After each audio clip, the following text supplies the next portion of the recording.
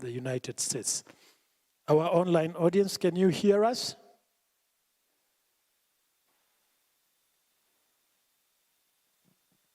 Yes. Okay, so now can we give you an opportunity? I hope this is Caroline, Dr. Caroline Yes. Carrier? Okay, so I want the members here to welcome Dr. Carrier, who is going to present a paper on the crisis of communication. Let's welcome Dr. Carrier. She's going to introduce her paper. Let's give her a clap. Please, let's give her a clap. Crisis Communication in the 21st Century. Karibu Daktari. Asante sana. So good afternoon. So just as has been said, my name is Dr. Caroline Carrier. I am faculty or adjunct faculty at Daystar University and also at USIU. So thank you for the opportunity. I'll take about 15 minutes to do the presentation. I hope that will be enough. So between 15 maybe to 20 minutes. So let me actually time myself to do the presentation. In case you have any questions, for those who are online, maybe you can put on the chat, or I don't know how you're addressing the question element, but I would welcome questions at any given point. So the topic that was given for presentation today was crisis communication in the 21st century. And so what I wanted to say, or rather what the objective of the presentation is going to do is first we're going to define what crisis is, and then we will demonstrate an understanding on how we need to respond during, just hold on, to respond or understanding on how to need to respond during a crisis or how an organization needs to respond. Then we also have a theory that I want us to look at, one, the situation crisis communication theory by Combs that gives different strategies that you can actually use to respond to a crisis. And then we will look at a case study, and the case study will be for Kentucky Fried Chicken. Kenya, in January, they had a crisis, and I think we'll talk about elements of it. So just as an introduction, if you think about your life, and especially now because of the pandemic, if you think about it, we have all faced different types of crises. It could be on a personal level. Think about maybe the poor passed away. Think about maybe, school opportunities. Think about financial opportunities. So the same way that we as individuals usually experience crisis, the same thing also happens with organizations. So organizations also experience crisis. And so especially now in the 21st century, because of the technological advancement, think about the different crises you've had. Where did you hear them from? Some of us would say social media, from the television, maybe from maybe Facebook, Twitter, WhatsApp. So those are different things that are rather because of technological advancement, crisis needs to be responded to very quickly by an organization. Previously we used to talk about having 24 hours where you needed to respond to a crisis. I don't think that's the case anymore. Nowadays, as long as it's a social media or people actually know about it, you need to go ahead and respond to it. Now, why is it actually important for you to respond during a crisis? Is because you as an organization, you have a reputation that you need to uphold. You have also created a lot of relationships with the different stakeholders. So you need to make sure that you maintain those relationships and the reputation of organization. So when a crisis takes place, then make sure that you respond promptly. But even before we get to how to respond to it, let's look at the definition of a crisis. What is a crisis? Okay. And according to Paul Agenti, what he says or how he defines a crisis is a major catastrophe that may occur either naturally or as a result of a human error, intervention, or even malicious intent. It can include tangible devastation, such as the destruction of lives or assets, or intangible devastation, such as the loss of an organization's credibility or other reputational damage. Now, Cornelissen simplifies the definition as it's basically an event or issue that requires decisive or immediate action from an organization. So if you look at these two definitions, what you're saying is an issue that has actually taken place within an organization. That issue could be either naturally or could be unnatural. You look at maybe some of the kind of crises that you actually have. However, what needs to happen? There needs to be immediate action because the organization's credibility and reputation is going to be looked into. So when we say that a crisis can either be natural or of human error, so natural crises are more of hurricanes, earthquakes, floods, tsunamis, human error, negligence, executive misconduct. So think about financial irregularities, think about sexual harassment, think about mismanagement of funds. All those are now human error. Now, according to the Institute of Crisis Management, statistics actually show us that 86% of the crises that actually take place in an organization are actually expected, and 14% are unexpected. So if you think about it, 86% of those are under human error. 14% maybe that's what can put under natural disasters. The other interesting fact is that 78% of the crisis was caused by management. So if you think about top management, directors, those are the people who actually cause crises within an organization.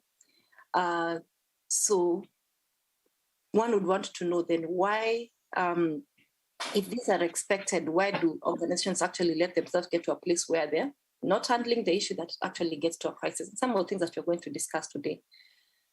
So it is important to realize that. Now, what are the characteristics of a crisis? We usually look at 4 elements. And this is according, I think, to Argenti. He talks about the element of surprise. So you are not expecting the crisis. Though I think the first point is a bit interesting, because if you look at the previous slide, we say 78% is actually due to management. But now maybe how to look at this is the rest of the employees or the rest of the staff members don't actually know that a crisis is likely to take place.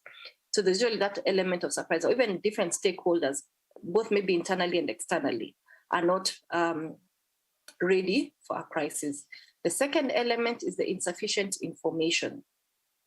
Okay, a lot of things are happening at the same time. You don't have all the information, you don't know how to explain. So let's look at a situation where maybe there's been a fire in a factory. Now, how do you explain that fire as a communication practitioner? What caused the fire? Was it an arsonist? Was it because of chemicals imbalance? What was actually happened? How many people have actually lost their lives? Have there been anybody who has been injured? So all this information is actually needed and you don't have it. So the company doesn't usually have all the facts right away. However, they are put in the position where they need to communicate very quickly and explain their situation, especially because of the media. There's a quick pace of events. So things usually escalate very quickly. Now, if you're again in communication or public relations, one of the case studies that we really talk about is, or one of the foundations of crisis communication is a Tylenol case, where basically it's a painkiller that people took in the US, I think in 1980 something, and I think 7 people actually passed on because of taking the painkiller. Now, if you think of that particular situation, when you talk about the quick pace of events, think about somebody buying the painkiller, taking the painkiller, getting into the hospital. Where did they pass away? How many actually took the painkillers? You don't have that information again, all of it together, and things are actually happening very quickly, and you need to react, which is now connected to the 4th point, where there's intense scrutiny, both from the stakeholders and also from the media. People asking questions, people want to know the answers. Now, when a crisis takes place, what do you do? Of course, you have to communicate. How do you communicate? So these are some of the points. This is not all of them, but this can actually help you. 1, get control of the situation. you need to put the publics first, because people are asking questions. If it's a case of maybe, as you said, maybe the fire or something, then make sure people have been secured, people are in good locations, you've been able to know who's affected, who's not affected.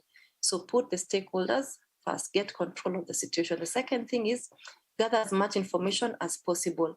How do you get this information? Get to know what is the coverage by the media, get to know what people are saying, what are the telephone inquiries that people are actually asking, get all that information. Then set up a centralized crisis management center. Now, why we say this is actually important is because you want to control the information that is actually getting out, and you also want people or the stakeholders, when they're seeking the information, there's a place where they can get that information from. That way you're able to, again, now monitor it and see what is actually going on. Now, I remember when I was working for BP, when they had the oil spill, the headquarters was in Houston, US. And what we had been told to do is that if anybody comes in, this is a place where you direct them to. So when the media came in, that is where they used to be directed. When a concerned citizen came in, that is the same place they used to be directed to. So that information comes from one place, and that's now the Crisis Management Center. Communicate honestly, early and often. Have a trained spokesperson who will give the information or communicate, especially maybe to the media. That communication needs to be honest. You may not have all the information about what is happening.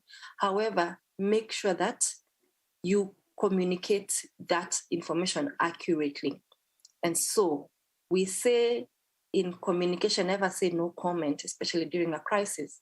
Why? Because if you say no comment, then you're not going to have a control of the narrative. And it is important as an organization to have control over what is actually going on or what is actually being said about what has taken place. So if you say no comment, the media or other people will actually look for different versions. What happened? What took place? Why did it actually take place? And those other stories will become juicier than what you're going to say. So it's better you say, we do not have all the information at hand. However, we are working to get all the information. Once we get it, we'll get back to you. But in the time being, this is what we are doing. Then that way you're still communicating to your stakeholders. Then, as I said, now communicate to the directed and affected stakeholders.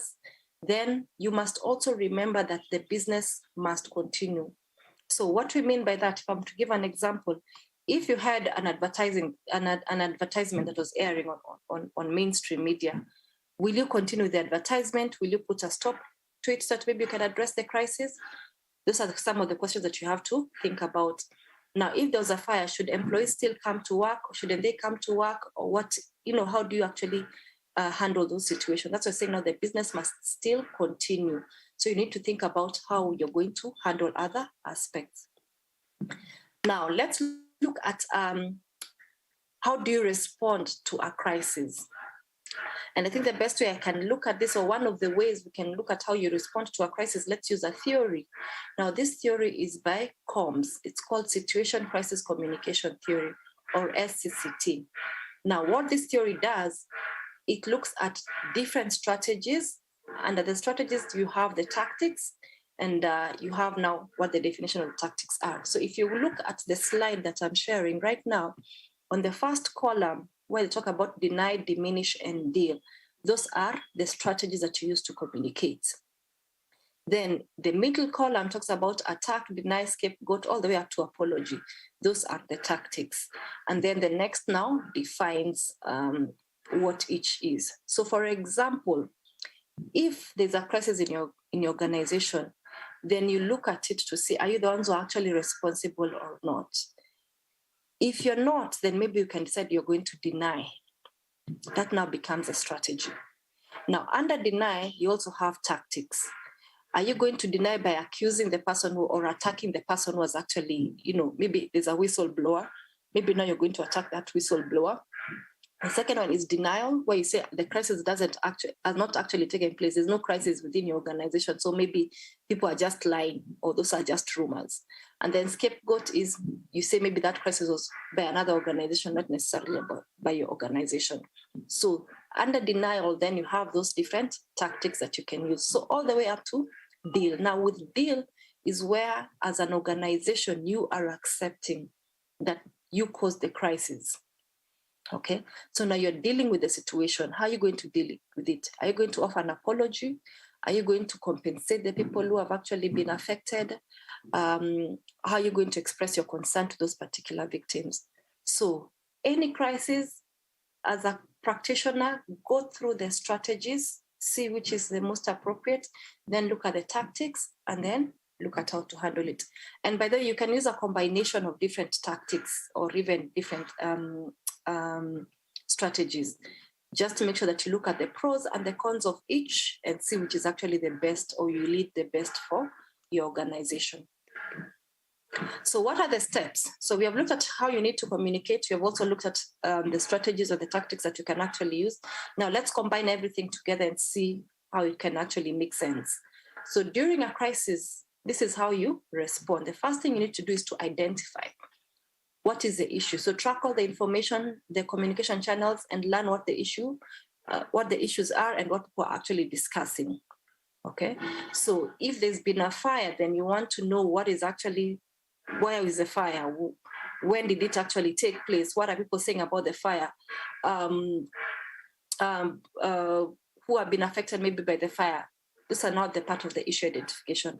Then the second step is issue analysis. So once you've known what the issue is, or you identified what the issue is, then you need to know who are the stakeholders that have actually been affected. Okay, then check if it's a threat or vulnerable to your organization. So if there's been a fire, have some of your employees actually been affected? Is everybody safe? Or maybe the community? All that now you need to check and actually understand it. Then now you need to communicate. And that's what we talk about now, the third step, which is the strategy option. And the strategy option is now you go back now what you talked about in terms of the situation crisis communication theory. You look at each and see, should we deny? Should we diminish? Should we deal? Okay, denying, you're saying you're not responsible over the fire. Diminish, you're going to kind of take 50-50 on it. We didn't know this was actually happening. That's why maybe the fire actually took place. Or, based on what we're trying to do for the community at large, that this is what made the fire happen. So something like that. And then deal is where you're taking now full responsibility of what has actually taken place. So what you'll do as an organization is look at each strategy and tactic and then do the pros and the cons of it. Then you're going to decide out of that, which now comes to the fourth point, which is now the action plan. Whatever you've decided on step 3 on the strategy, then you need to communicate that to the publics and also the media. And then the final step is evaluation of the results. So after some time, you're going to check and see, were we actually successful or are we not successful? How is our reputation? How are the relationships you have with the different stakeholders to see if it was actually affected? So why we're actually saying this is important is because, again, in the 21st century, because now there's more or less like a global village, communication has become more complex. There's blur or unstable economic environment. It is important and paramount for organizations to have protocol, communication strategy, crisis communication plan at place, so that in case a crisis actually takes place, then they can have something that kind of outlines to them what they need to do or how they actually need to address it. So what I want us now to do is to look at the case study, the Kentucky Fried Chicken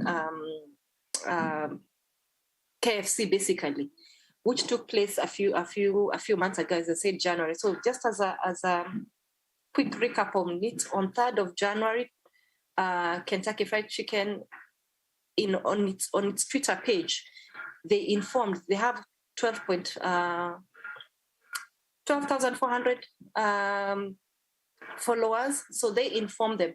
So KFC actually went ahead and informed their stakeholders that because of the promotion that they'd had previously, then they have ran out of chips. And so they told people, now you can substitute chips too. You can take ugali or any other product.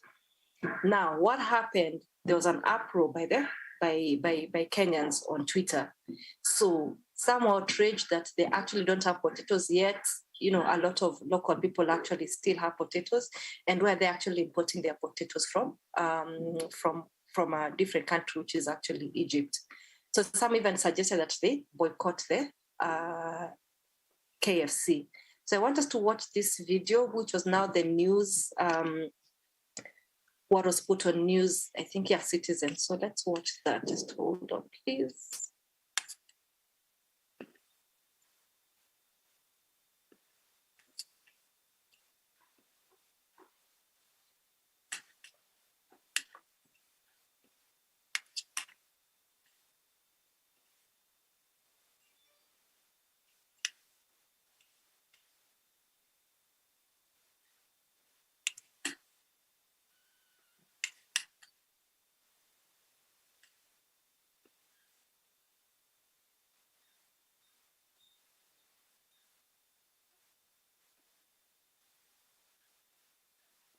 Okay, is it playing? Really? Global fast food chain KFC says it will soon be sourcing its potatoes from Kenyan farmers, provided they meet global KFC quality and safety standards. The company made the announcement after coming under fire from Kenyans who are angered by its decision to stick to imported potatoes amid a shortage, despite the availability of the produce from local growers. Dennis Otieno reports. It has been an uneasy 24 hours for KFC operating locally. This message from KFC Kenya's Twitter page announcing they have run out of chips and offering alternatives did not go down well with Kenyans. The franchise imports its potatoes from Egypt, which, unlike Kenya, has many suppliers trading in large quantities of pre-cut, sliced, blanched, frozen potatoes. Them not buying potatoes locally, it demoralizes farmers sana. And I think juu imekam kwa limelight, Gava should do something about it. It's not fair for us to be supporting them, and they're not supporting our farmers. Wamekosea pakubwa. They need to buy from us, kwa sababu tunatoanga waru legit. If we support everyone who comes to crying to us, and we can't get supported, what an image is that? What kind of an image are we being, what message are we being taught? On the online platform, many could not hide their disappointment. OK Mwania says it's hard to believe KFC is out of stock, yet the produce is available in plenty of places in the country. Jay Kerebei urged KFC to support local growers, while others like Ordinary called for a boycott of KFC. Nyandarua County, which produces over 30% of potatoes in the country, also joined the fray. In a statement, the county governor Francis Kimemia termed KFC position as insensitive to farmers who have put efforts in producing quality potatoes. KFC CEO Jacques Thunison says they are currently sourcing products like poultry, vegetables, bread buns, packaging, flour and ice cream from the local market. He added that there is an opportunity to source potatoes from a local supplier that meets the global KFC quality and safety specifications in the near future. A report by the World Bank on Kenya's seed potato industry diagnostic shows there are opportunities for Kenya in improving seed potatoes, benchmarking from Egypt, which is Africa's largest potato producer, being key. Dennis Otieno, Citizen TV. Okay. So just hold on.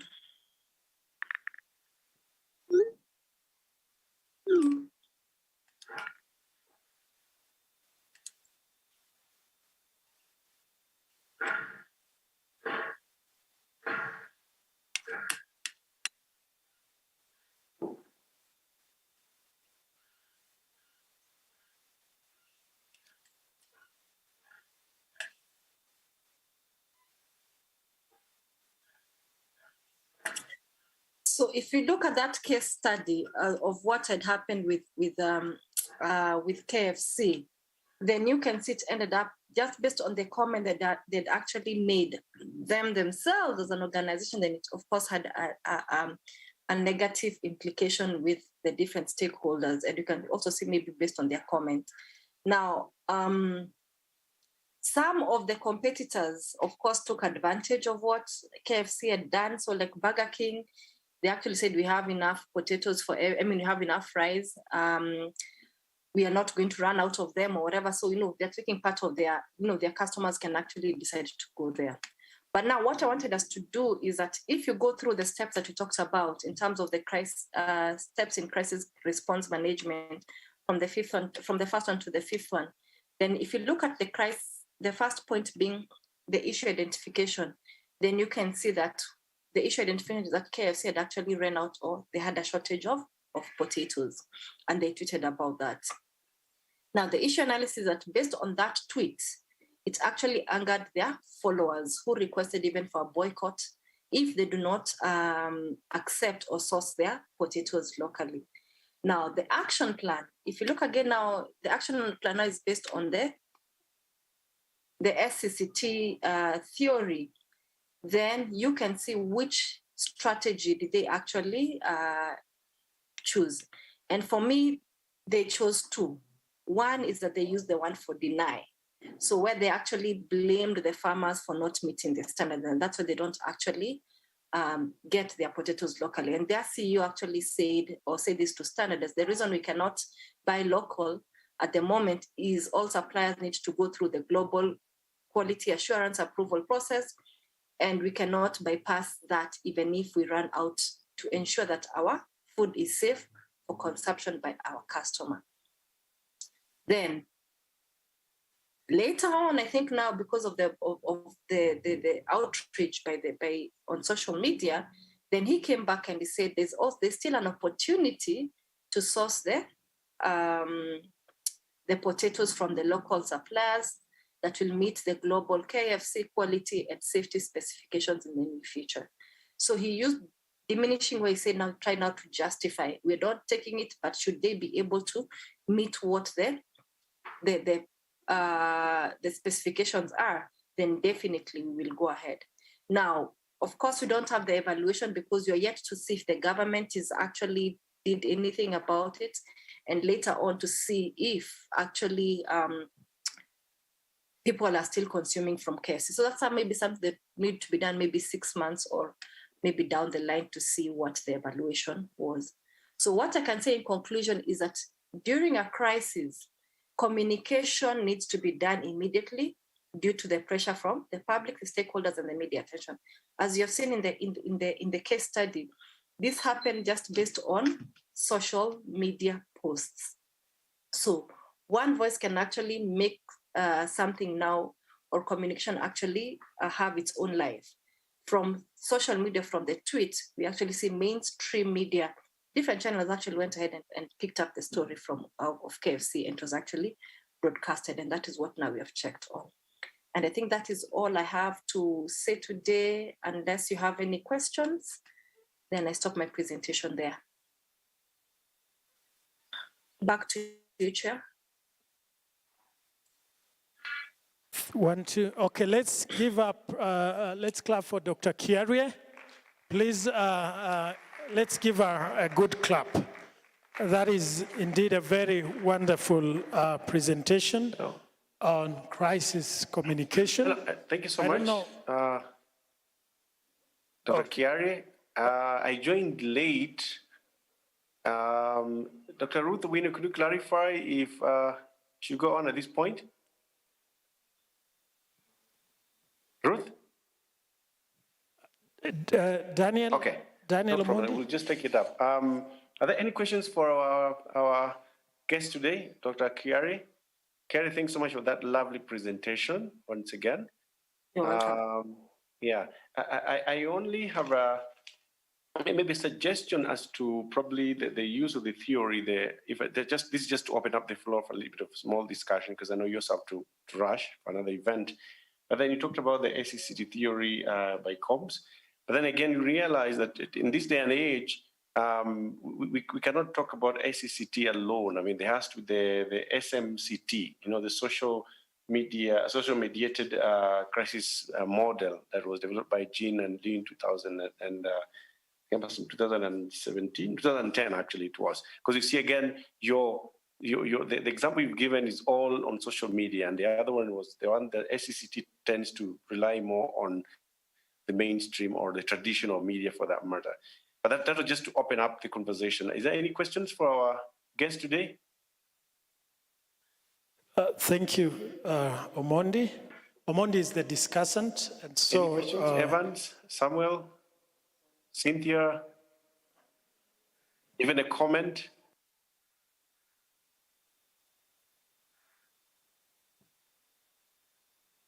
Can you hear me? Hello, folks, you there? Daniel Omondi, can you hear me? Okay, I just have to pick this. Yes, we're there. Thank you. Hello.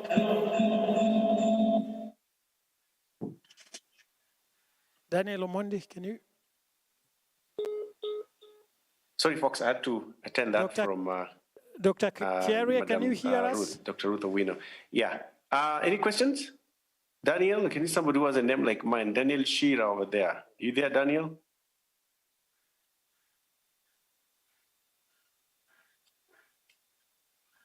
Oh, yes, I'm there. 1, 2. You there? 1, 2. Yes. Do you have any question for our presenter on crisis communication?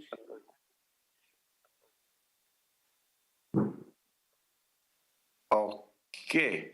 Even did you learn about the crisis, KFC crisis? Because I really like a presenter's example. I mean, it goes down well. I mean, it's something that happened recently, just out of January, less than 3 months ago. Were you aware of that, Daniel?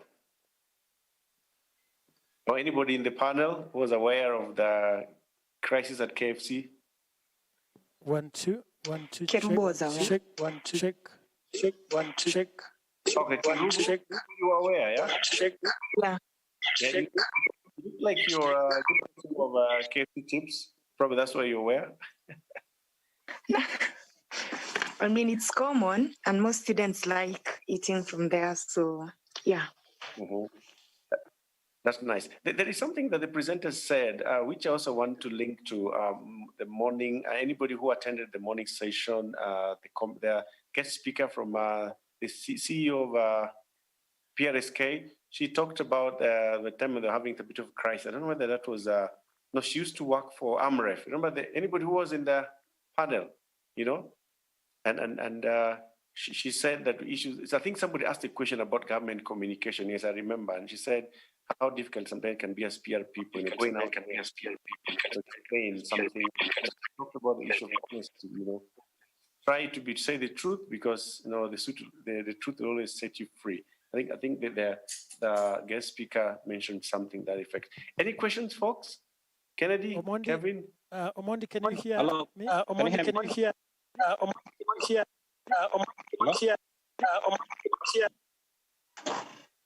Can you hear me? Oh, yes. Is that Kennedy? Yes. Okay, yeah, go ahead, Kennedy. Well, thank you, Dr. Kiare, for that wonderful presentation. My name is Kennedy, and I'm just wondering, perhaps you need to comment on how we can balance. We can balance how to get the facts, at the same time be very fast to give the information to the public in this era of social media, because if you delay, we have got people on the ground who will get the information and be able to share, so that when you come in and manage that information becomes a bit tricky. So how do you strike a balance between getting the facts and then at the same time managing the situation at the same time as during the crisis? Thank you. Thank you for that, Kennedy. What I can say is that when a crisis takes place, make sure that even if you don't have somebody within the organization, it needs to be somebody at the ground that you need maybe to send or needs to be there, who will be giving the information. Maybe have an expert. If it's a fire, then have maybe some who's an expert or a scientist. You know, those people do check into the quality or whatever it is.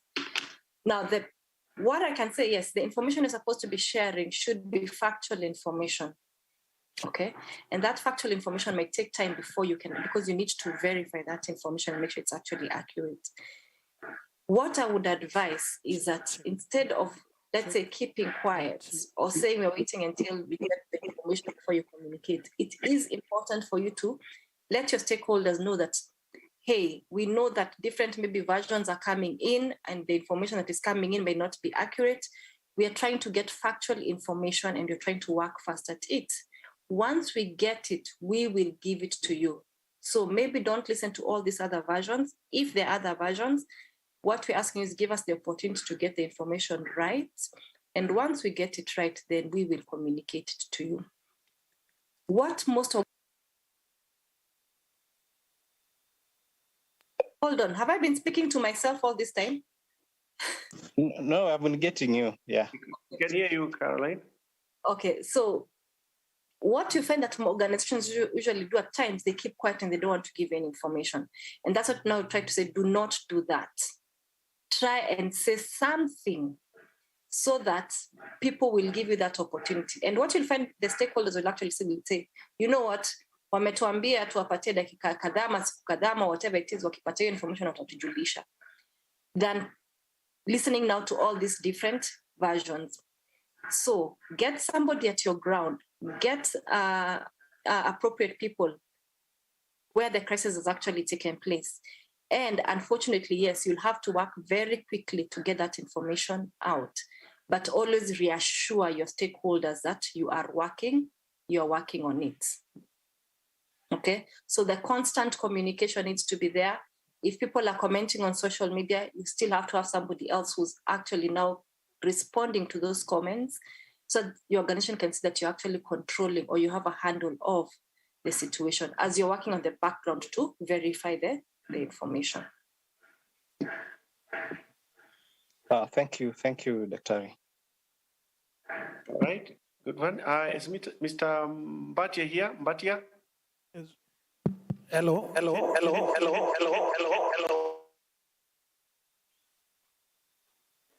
just received a private chat on this side from Mr. Mbatia. Are you here, sir? Yes, I'm there. Can you hear me on your end? Okay. As he tries to prepare, to organize and get back to us. Any other question for our presenter? Thanks so much, Kennedy. Anybody else want to ask a question on the steps, for example? Perhaps another one? Yes, sure. Can I come again? Okay. When we look back in 2013 when we had the Westgate attack, during that time, and we had... Daniel, can you hear me? Who is speaking kindly? Daniel, this is Mbatia speaking. I can hear somebody asking in the background, but just go ahead, Kennedy. Yeah, I was just making reference to what happened in 2013 during the Westgate attack, whereby we had 3 different organs. We had, I think, we had the army, we had the police, and I think the minister who are issuing statements that were contradicting. And you saw that one alone brought about a lot of panic to Kenyans. And it took time for them to manage that crisis. So perhaps you can make a comment on how you can deal with such, in case we have got 3 different people issuing the information that is uncontrolled, and how to deal with it. Because at the same time, the Kenyans were getting information from the people who are on the ground and sharing with it, which was very contradicting. So perhaps, Dr. you can comment on that. Thank you. Okay. Thank you for that, Kennedy, again. Now, yes, we had that issue during the Westgate crisis. And that's what I was saying. I think in the presentation, I said it's very important to have a crisis communication plan in place in case a crisis is actually to take place. Unfortunately, most organizations don't usually have that at hand. Why? Because, they don't want to foresee anything that happens. What is paramount or what needs to actually happen in such situations, even before that situation, we usually have something called risk management, which precedes crisis communication or crisis management. Now, in risk management, what happens is that an organization looks at all different angles or all different things or potential crises that can actually take place. And they try to figure out how can they mitigate or make sure they don't happen. Now, in this particular situation, when it came down to Westgate, if they had like risk management or a crisis communication plan at hand, then in it should actually outline, should there be a crisis, what are the different organs or the different bodies that are there, okay, that they need to sit together, as you said, maybe in the same boardroom or maybe in the same area, have a spokesperson. So they need to appoint a spokesperson who will now communicate to and represent all the different all the different organs. Then that person is the one who, whether it's the government, or whether it's the army, or whether it's now Westgate itself as an entity, all of them will be using this particular spokesperson to communicate. So that should have been what the situation should have been. But unfortunately, we saw that was not what was happening. So that is maybe how I can explain it now. The best way, because again, during a crisis, a lot of things are happening at the same time and people, whatever, want to communicate. But if Westgate, as whatever had taken, or even the government had taken control of the issue, then they should have known that all communication should come from one place, and that should be that particular spokesperson who should have given the information. Okay. So those are the lessons that we learn from now social media or reason. Yeah, thank you so much, Dr. I like that question from Kennedy. Can you hear me, Dr. Kiaria? Can you hear me? Okay. I've just received communication from our boss, Dr. Wino, that we give a chance to Dr. Robert Aswani to present because he's all the way in Mombasa.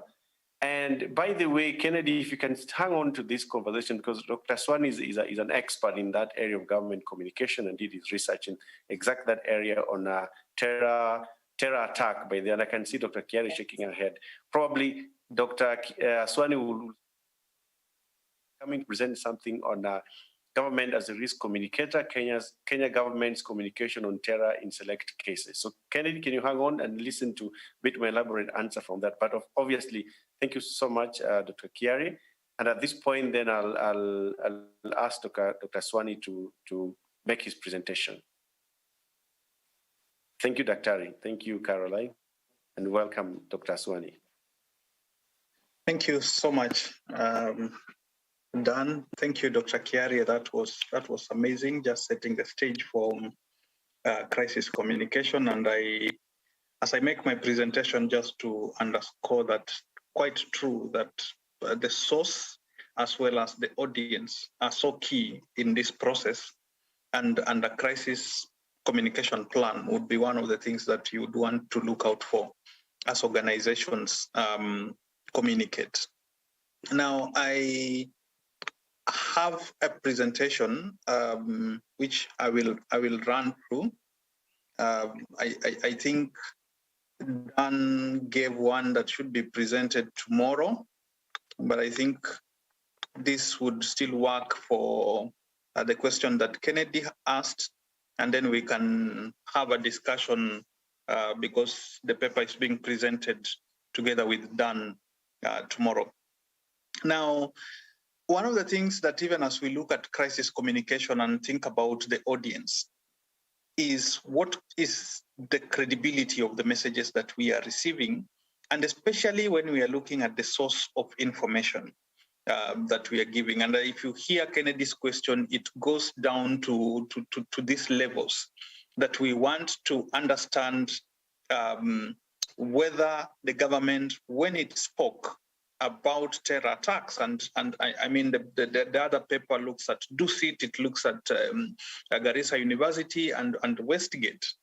But for this particular purpose, I wanted to concentrate on Garissa University terror attack and the communication around that attack from the government perspective, so that then it becomes very easy for us to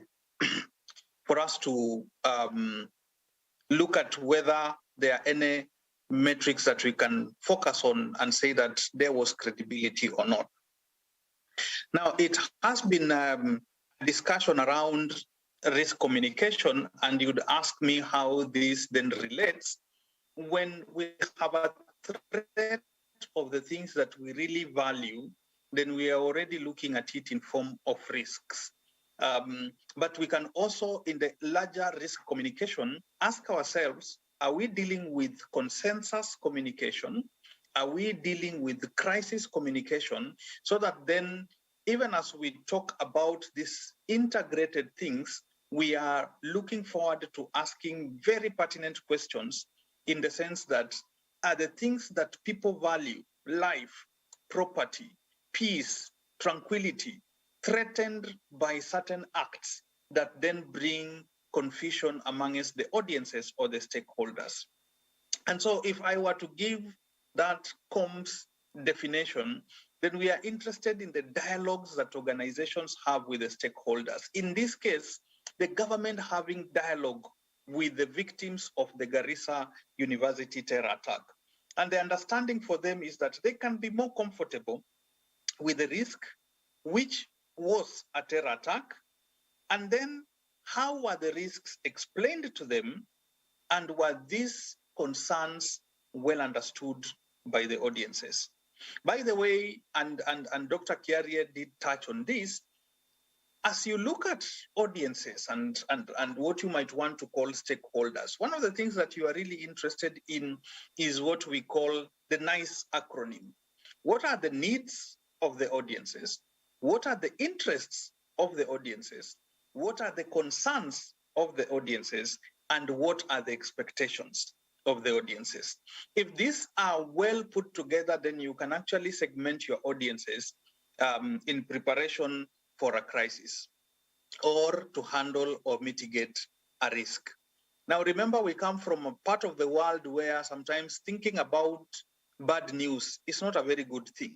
So in my village, we say if something happens, and when we say if something happens, what we're actually saying is that if somebody died, and the same philosophy is almost like built into our role as crisis communicators, such that we don't want to think the worst and prepare for it.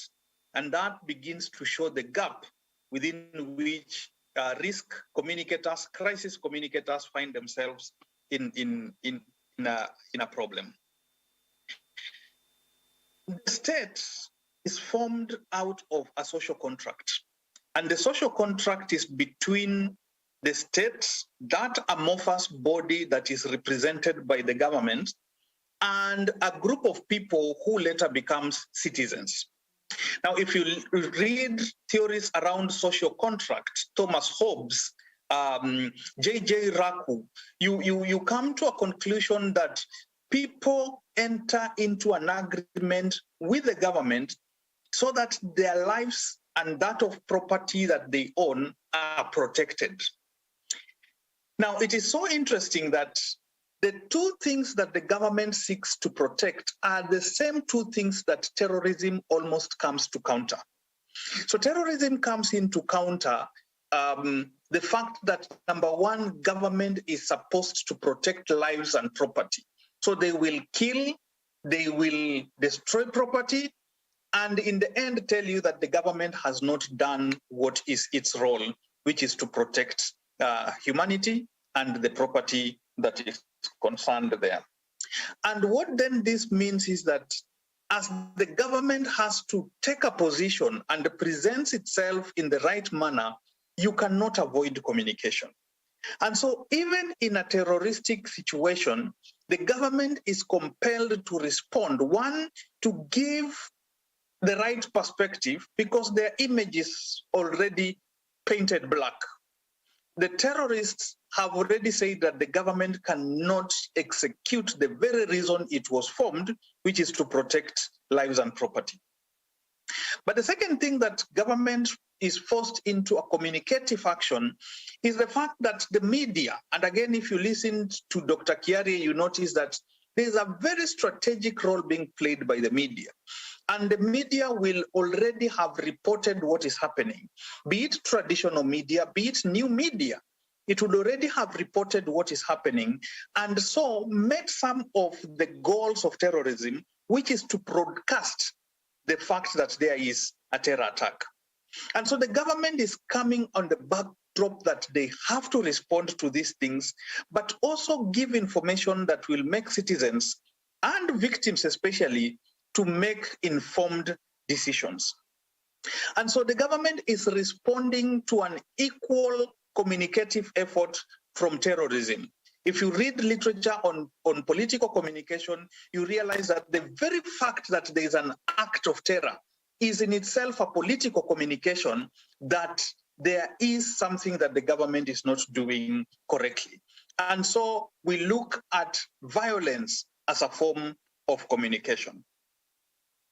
The Garissa attack is perhaps one of the other worst attacks coming after the one that happened on the US embassy and the cooperative bank. And so it featured in the worst 20 attacks of 2015, which were carried out globally. 147 lives died. Some statistics give 148. And the attack received quite a significant focus of the media, not just locally, but also internationally, where different media houses did carry this story. And the government, of course, then in response, had quite a lot of messages that were coming through. And so to put all this in perspective, then you have to look at what the audiences really wanted to say. But there was also the fact that the Al-Shabaab took responsibility. And if you look at the top 20 attacks, the third attack was actually the one that was done in Hargeisa, where the Al-Shabaab had killed 585 people in a hotel.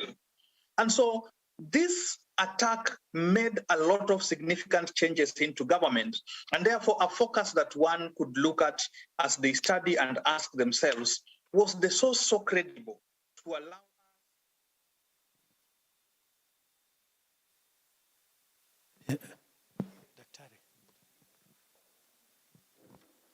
Okay, ladies and gentlemen, because of time, we know that we've decided to have two sessions.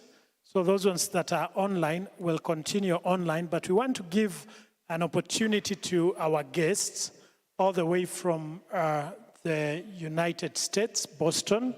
We have Louis Jones, who is a photographer. And that's why we ask students of photography to be here this afternoon. And thank you so much for coming. Ask those that are outside to come in. Louis Jones and his team are going to talk to us about photography. They are going to showcase some of the works that they have done.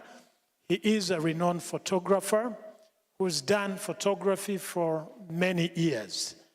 Many years. I normally tell you, myself, I started photography in about 2001. He told me he started photography before I was born. You can just imagine that, okay? So please, let's clap for Jones as he comes and his team to address us. Welcome, Jones. Should I use this microphone?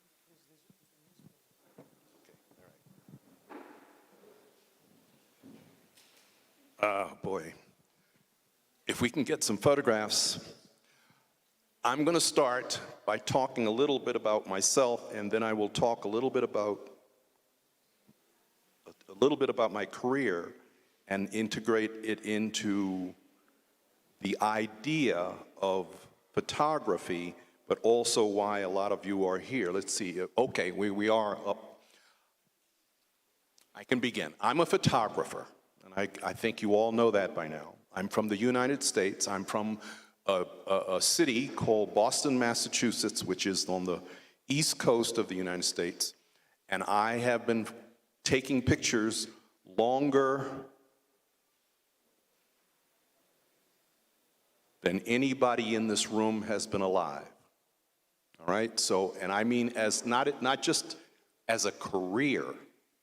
So I have been able to do my entire career, and I have been able to go through all of the technological changes.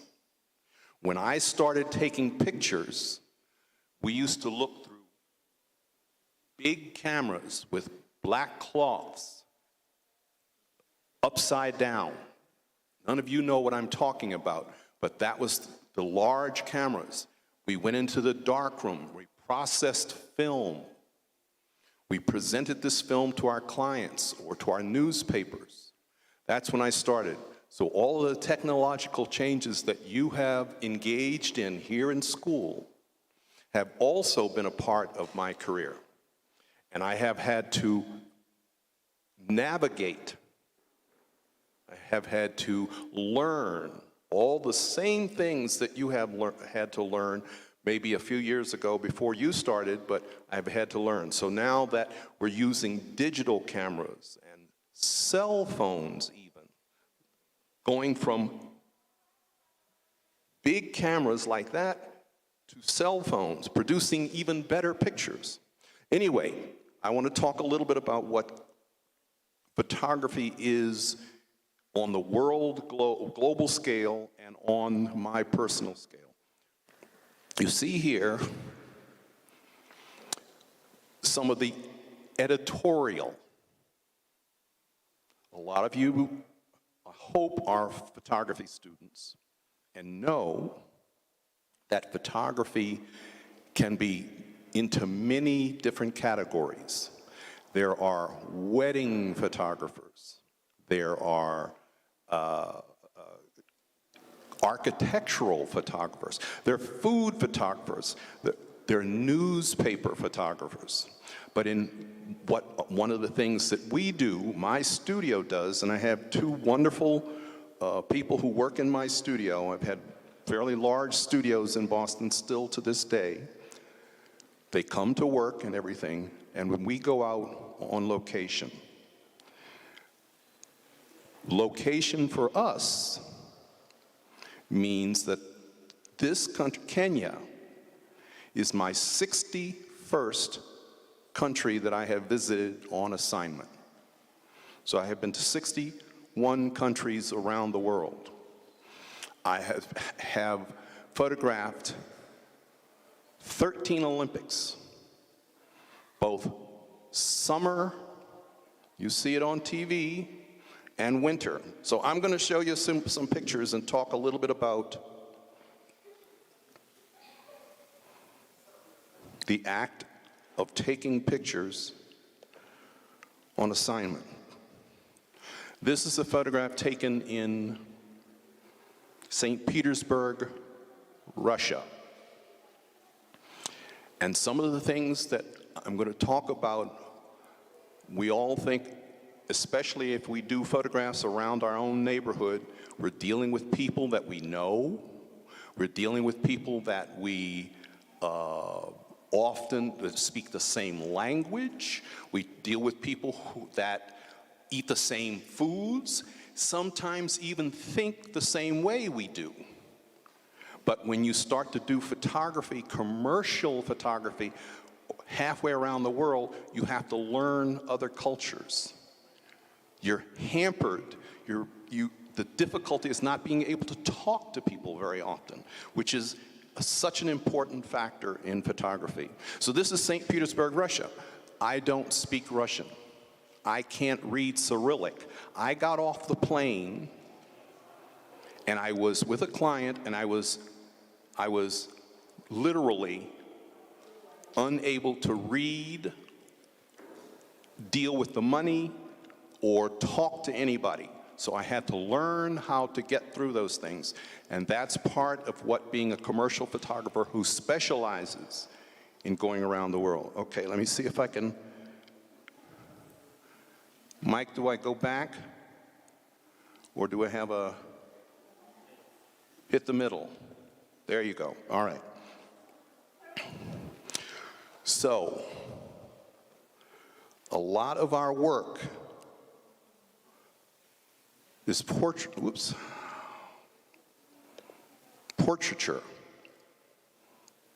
That's not what we specialize in, but it's a big part of our business.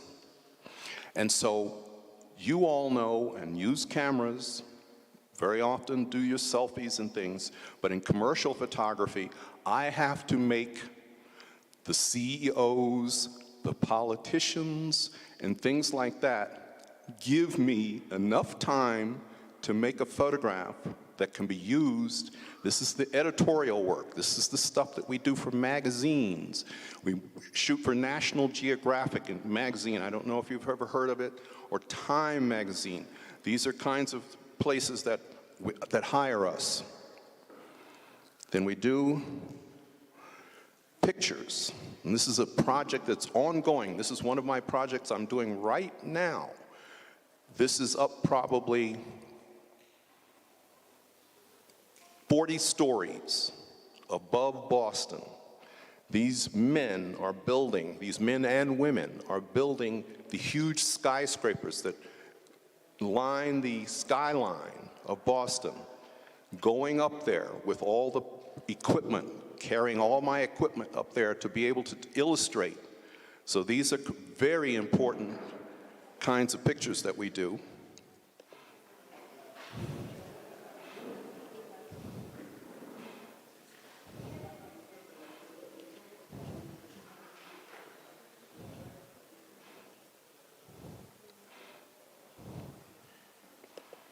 And one of the things that we do, and I have for my entire career, is also follow the music.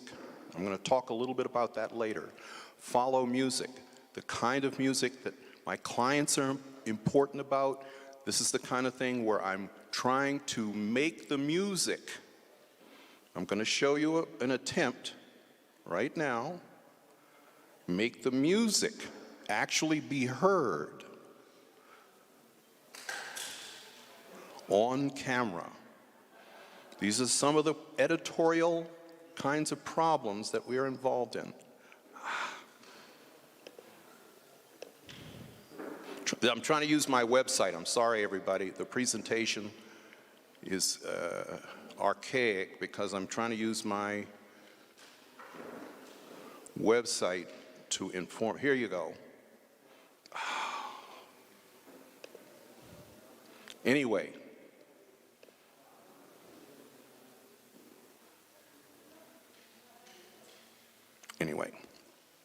So the kind of work that also we do is the commercial work. Oh, that's right. He gave me a place to click on. There you go. All right. So now, very different from the editorial work. So the commercial work, I'm there to talk to you people. This is probably very different in the United States, but we're there to make our clients, I'm sure you all know, there was a wonderful woman here who talked about how to write, but photography is the universal language. We can take photographs and show people all over the world what an idea, what a product looks like, what a system of politics, how to spend their money, what to believe using photographs. Writers, as important as that is, and you all know this, being able to communicate with somebody halfway around the world so that somebody in South America can understand what kinds of things are in your head. Somebody in China, you're using this kind of, so I'm going to show you a few commercial pictures.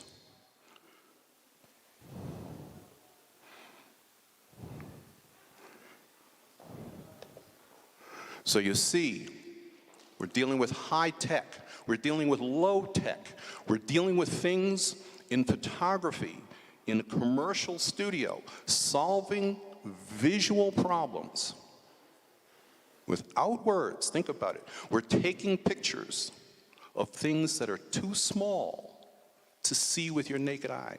We're taking pictures of things that are too large to see, things that take too long for you to see, things that are happening too quickly for you to see. We can reduce to a photograph, and that's a lot of the visual problems that we're dealing with.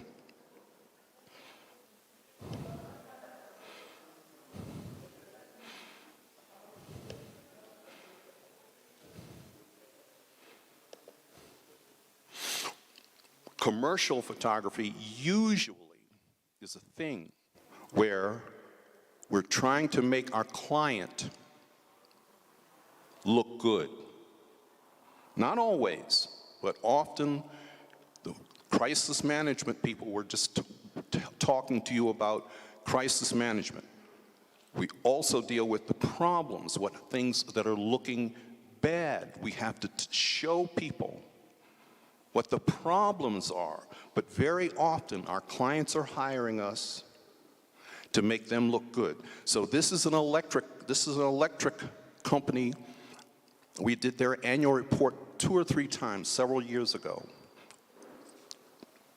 Every year they would call us up, and that's another thing that happens in the United States is you show a series of pictures, your portfolios, to art directors, Marcom people, CEOs, designers. You take your pictures around in commercial photography. You take them around and you show them. You call people. Today we're using social media. In the early today we talked about social media and how we use social media to show our pictures, to get in front, to advertise our work. But eventually we have to go, when I talked about the universal language, we also have to think about the fact that we as photographers don't have words to use, so we have to tell stories. Everybody that's been here, up here, we have to tell stories with pictures, and that's what it's, so we're trying to figure out what kinds of things we can press inside the frame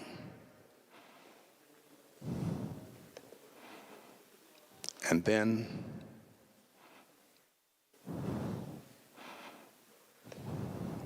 okay, so we call people up to show our portfolio, or as I said, social media today. We're showing people all these pictures.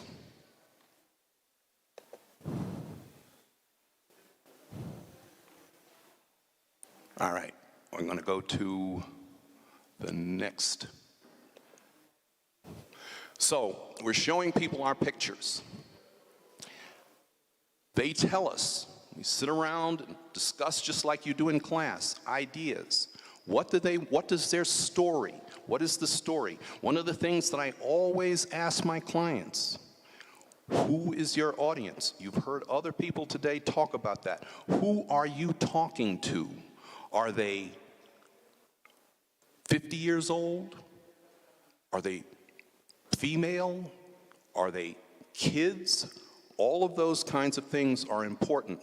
And then as photographers, we have to, it's your responsibility, our responsibility as photographers to understand that. As I said, we've photographed 13 summer and winter Olympic Games. This is a big long-term project that we have been doing. I'm going to show you. This was in Atlanta. I believe that was 1996. I told you I've been doing this a long time. But one of the things is, as writers, filmmakers, and as photographers, we have to think in terms of how do we, in order to get new business, distinguish ourselves from our competition. I'm always hearing the students come into my studio and say, how did you do it? How do you become a photographer? How do I become? That's what they're interested in, is how do they become a photographer? And they say, my pictures look like so and so and so and so. In very high-level commercial photography, the competition that we're dealing with my colleagues, my photographs have to look better. So we're getting business by constantly improving, pushing ourselves, making better images. So if you look at this picture, it was of hurdles in the Olympics. You can see all the photographers lined up at the top of the frame. They all have the latest equipment. Their newspapers and magazines have sent them with all kinds of credentials and everything. I say, how do I distinguish myself from 100 other photographers? So we went all the way around to the other side, all alone, and got a photograph like this. A lot of my Olympic images, I'm trying to give my clients a different kind of photograph. I can go out this way, though, can I? Okay. Again, making yourself better. Better. Your most important audience, your most important critic is yourself. So you're constantly trying to imply. So I'm going in. All of those people in that hurdle picture all had the same picture. Person coming across the finish line. That's what their newspaper 99% of the time. I'm trying to get something different. So I'm trying to show my client, this is speed skating. It's ice skating, Winter Olympics. This is one of the hardest, you see it on TV, very enjoyable. It's one of the hardest things that we do. I start training 6, 7, 8 months before the Winter Olympics. When you're fast asleep, 11, 12 o'clock at night, I'm out running with gloves and long underwear in the snow up to my knees to train. I train just like the athletes because at 7,000 feet above sea level, it's -6 degrees, it's cold, your gloves on, you can't even think. So trying to take pictures. So photography is the only, I'm gonna go out on a limb here. It's the only art form that you have to be there. You can write about the story sitting with your computer in your living room. You can paint the picture or draw the picture in your studio. But if you are going to photograph the Olympics, you have to be there. You're going to be cold when it's cold. I've photographed wars when they were shooting at me. I was scared. And that's an important factor that we have to learn. So I talked about training, and it looks very simple on TV, but you really do have to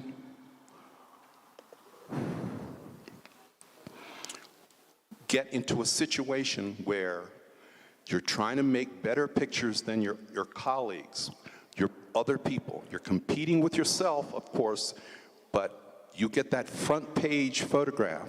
So this is commercial. I'm going to go really quickly because I know my time is limited, and I know you want to talk to me about. Oh, where did I go, Mike? Right here? I'm using his computer, so I'm lost.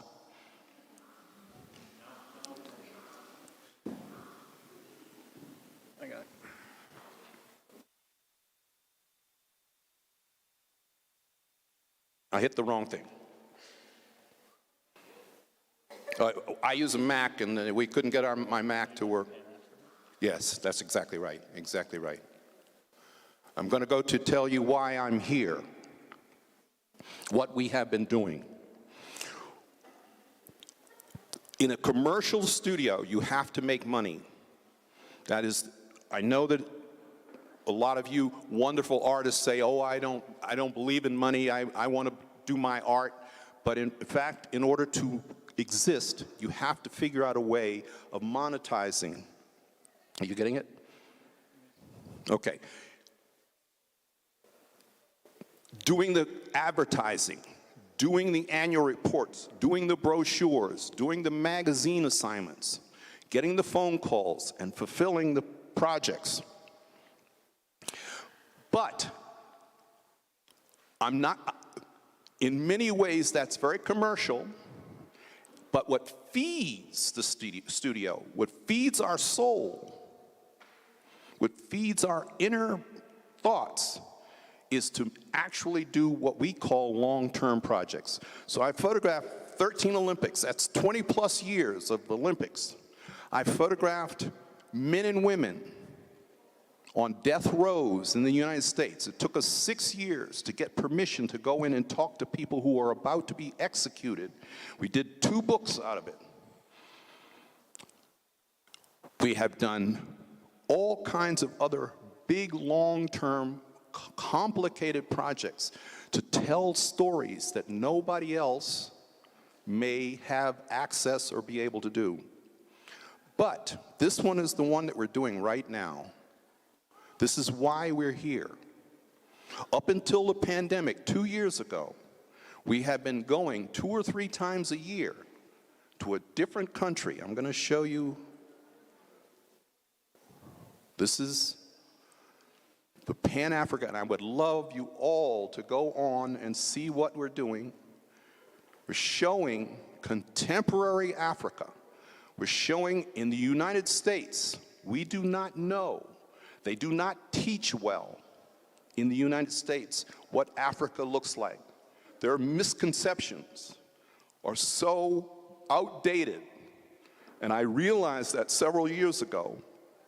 And so I said, I'm going to turn my abilities to use the universal language to talk to not only Western media, but media halfway around the world, in Sri Lanka, in Argentina, in your own country. Not to say that I have any more ideas about it than you, but I come here and engage with several of the professors that I've talked to long before I got here to help me come and look at the unique, wonderful, progressive things that are happening here in Africa. And we're going in and photographing those things. And so this is what this project is all about. So we're dealing with all kinds of issues. We're dealing with industry, culture, music, sports. We're dealing with medicine, education. We're here to get some wonderful photographs of education in Kenya. But these are the kinds of pictures. I'm going to go up here, back up here, and show you the latest map.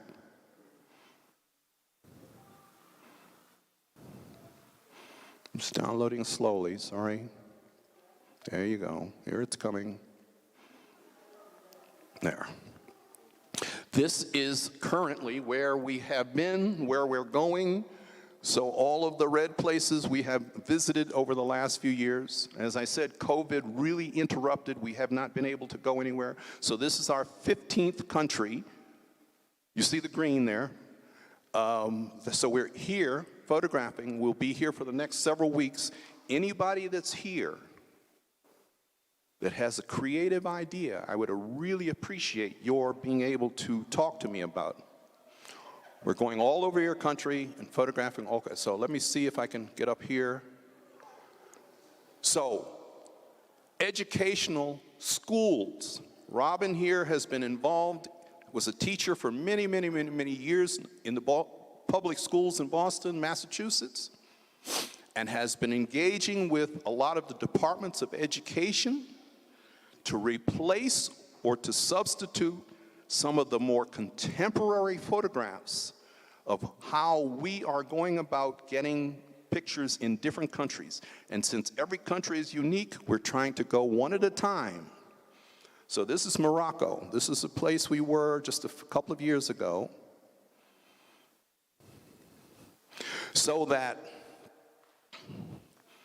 students, if you're in college in the United States and you want to talk about industry in Africa, or even just worldwide, but Africa is incredibly important. You can go to the site and download, go and look at any country that you might be interested in, or the conglomerate of countries. It's got a search engine. We had a search engine developed so that people can find. We had someone who came to us a couple of years ago who wanted, in Washington, D.C., that wanted photographs of women's health issues.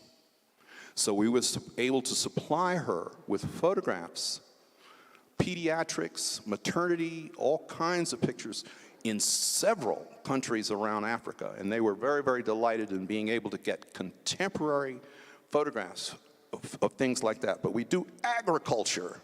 As I said, we're constantly working on the issues of language. How do you illustrate language with a photograph? How do you illustrate emotion with a photograph? How do you illustrate politics with a photograph? So that's what we're trying to do here. All right, let me see if I can go back.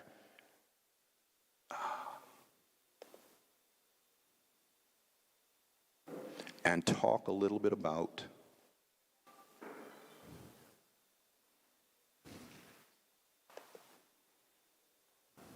how the map works, because many people come to the map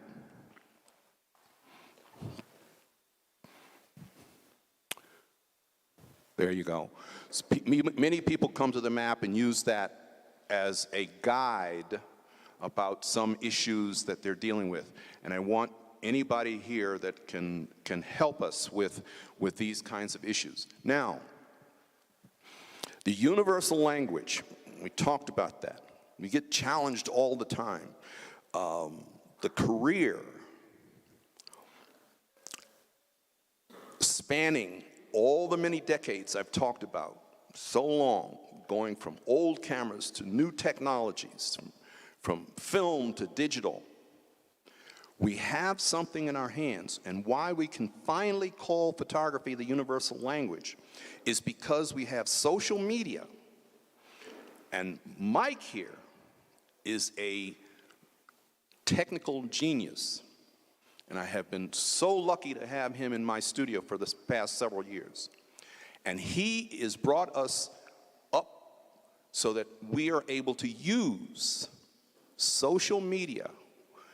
Wonderful woman who talked about being on all the different platforms, and LinkedIn and Facebook, and how they have completely different audiences and how you can use them. So we have adopted, a lot of my colleagues got out of it and said, that's not what photography is. But we've been able to adopt to being able to use. So you can go on and see how we're talking about this very trek, this very trip, on our Facebook page, on our Instagram page, those kinds of things. So you can go, and we've adopted that, and that has extended.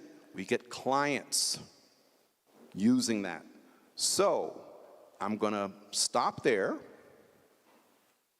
and open this up for questions. So has anybody out there? I know you're all shy.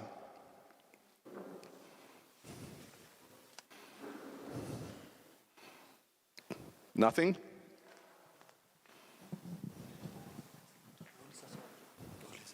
Okay, thank you. Thank you, Lou Jones, for the presentation.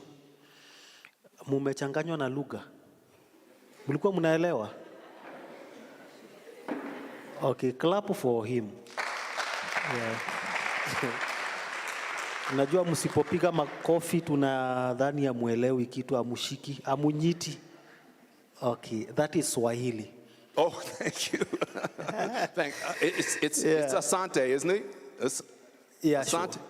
Swahili. In Swahili? Asante, thank you. Okay. Yeah, thank you. Okay. All right. Maybe let me ask questions on behalf of these students. I know this is a filtered, let me call sample of students who have a lot of interest in photography. Some of them are doing it, and I know they will find colleagues in this team. So I know there are questions that they should ask. The first question that every human being should ask, does photography pay? Yeah, because I know they are very much interested in money. This is Generation Z. Yes. They are very much interested in their economic whatever. So does it pay? Actually, some of those photographs we are seeing there, they are the ones we delete. Immediately we take them and we realize they are faded, they are not clear. We have obsession with clear photos. So they delete them. I don't know what is the difference between a photo which is clear and a photo which is, or a photo which is, maybe both photos are faded. The difference between the one which is artistic, that has value, and the other one that should be deleted completely. The other question, how much time can one take to take a photo? You know, we usually think it is very easy, you just go and take a photo. I remember when we had a Zoom with you 3 weeks ago, you mentioned something that someone can take a month or more just trying to wait to take a certain photo. Right. Especially the landscape ones, and you wait every day. When the sun goes down, you realize you have taken nothing. So 30 days, you have not taken anything. What is the future of Photoshop? These people are, they are masters in Photoshop, Photoshopping and those other, what do you call them? Adding what? Effects to photos. Maybe you may think that those photos have been done something, some editing has been done, you know, and so maybe I'm going to talk about the first one about paying, whether it pays. I'll talk about first. Yes. A few years ago, I'm going to mostly give you stories. A few years ago, I had an intern. We have, can you raise your hands, the two gentlemen who are supposed to go with me later on? There's one. Oh, there they are. I see the two. Okay.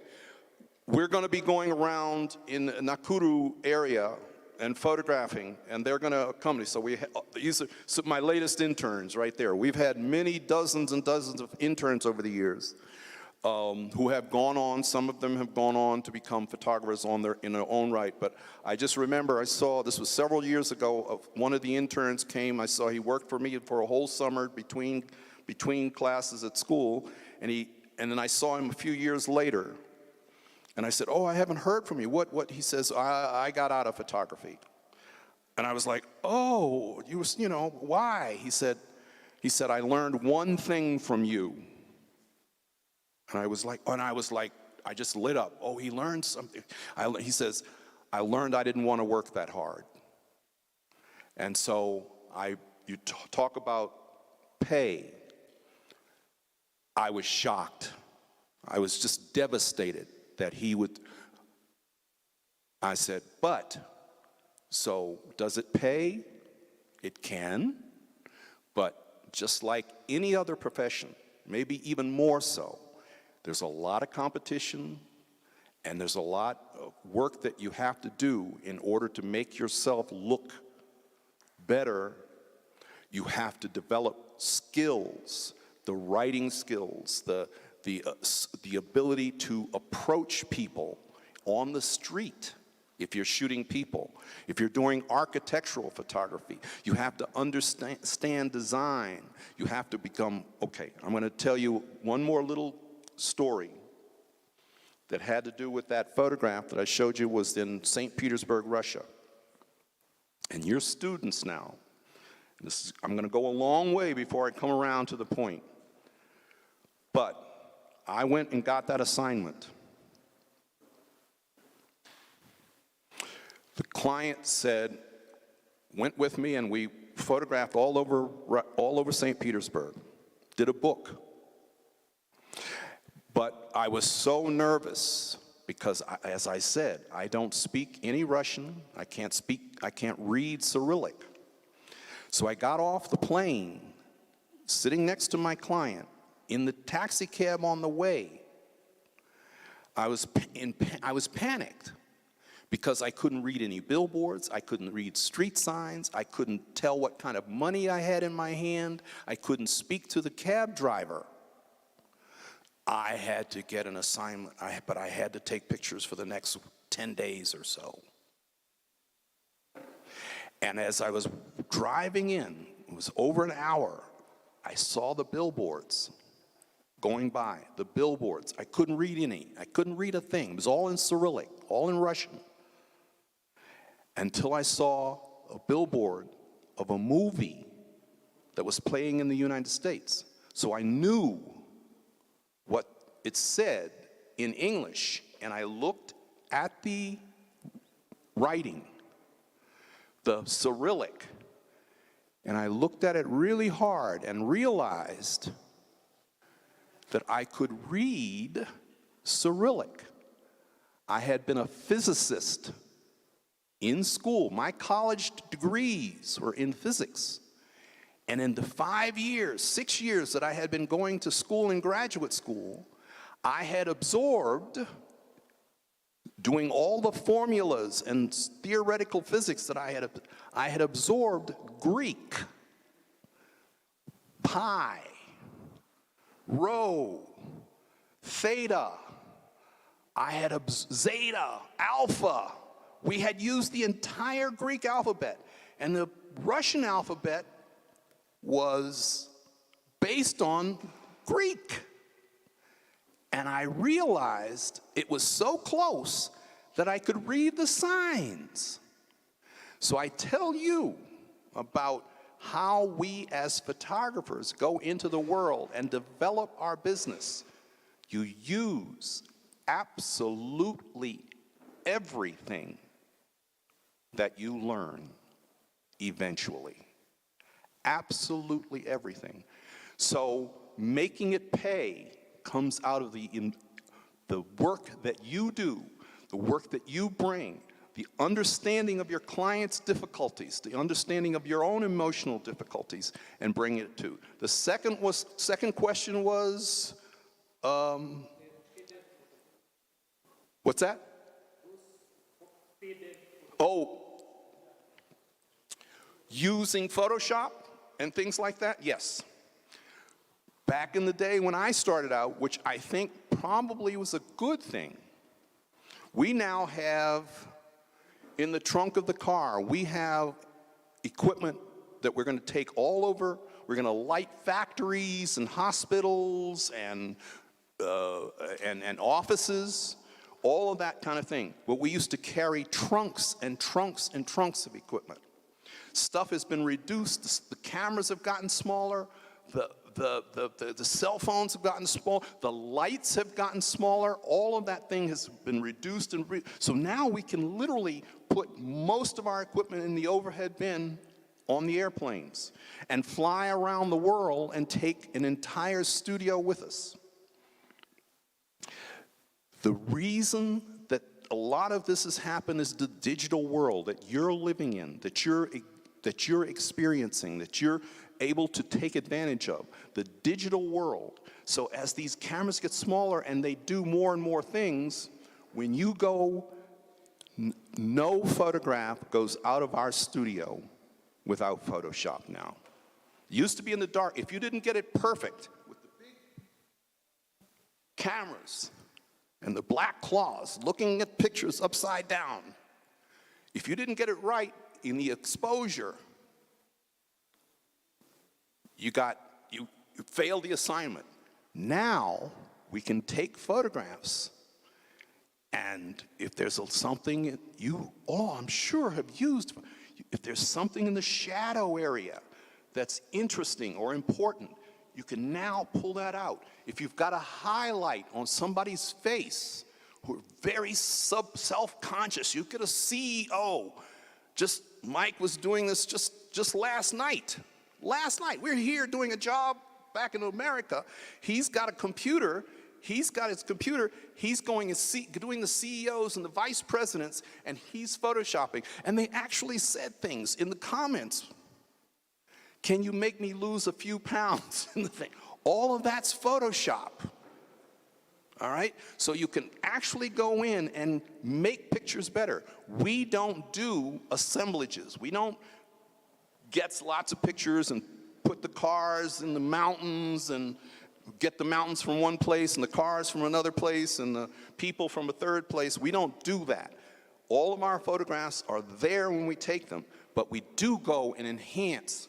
And somebody wants a beautiful dress, and the manufacturer of the designer of the dress wants the dress to look perfect. So we might be a little shadow back here. We go and we can correct a lot of that thing. We may be able to even bring this and make the color exactly what the designer sees. So the ability to use, so yes, there are lots of lies. I will tell you another story. Again, I have no short stories. So, but in photojournalism, doctoring photographs, we call it doctoring, okay, making them phony, making them different, assembling multiple photographs to make a certain kind of reality. In photojournalism, you can get fired in the United States when you do that for a magazine. So you can't do that kind of thing. So we have to be very conscious of who our clients are and how much we can do in Photoshop. And the story is, a photographer, an American photographer, won the World Press Photography Award. This may be 10, 12 years ago. Double-page spread in Time magazine. Won the most prestigious photojournalism award in the world. Enhanced his career immensely. And one day, it happened to be an American soldier, helmet, gun, the whole thing, with a lot of people, I'm thinking in the Middle East, all sitting down. Some of you may even, you're too young to remember this photograph. But anyway, someone was looking for his brother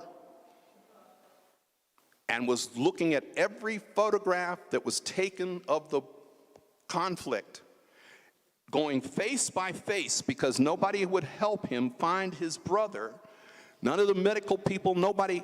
And he looked and found that picture that had won the award and saw the same guy on this side of the picture as he saw on that side of the picture, and realized the guy had put two photographs together to ruin the fellow's career. So you know, that kind of thing in photojournalism. But you can do it very often in commercial work. But Photoshop, Lightroom, all of the other kinds of things are here to stay. I think they're wonderful. We're able to transmit photographs halfway around the world in minutes now. When we started doing the Olympics, we had to get it processed. It would take half a day. Then we would have to get them scanned. We would have to send them so the people wouldn't see the Olympics until at least the next day. Now they can see it within. We could take the picture and almost transmit it right away, that kind of thing. So Photoshop, digital, all of that thing has expanded my career. What was your third question? And I'll get out of your way, people. You've been very, very patient in listening to me. Thank you.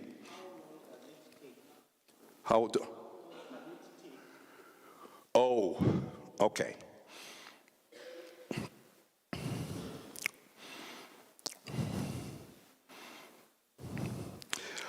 I will tell you another, it's not a real story, but to illustrate how long does it take, he said.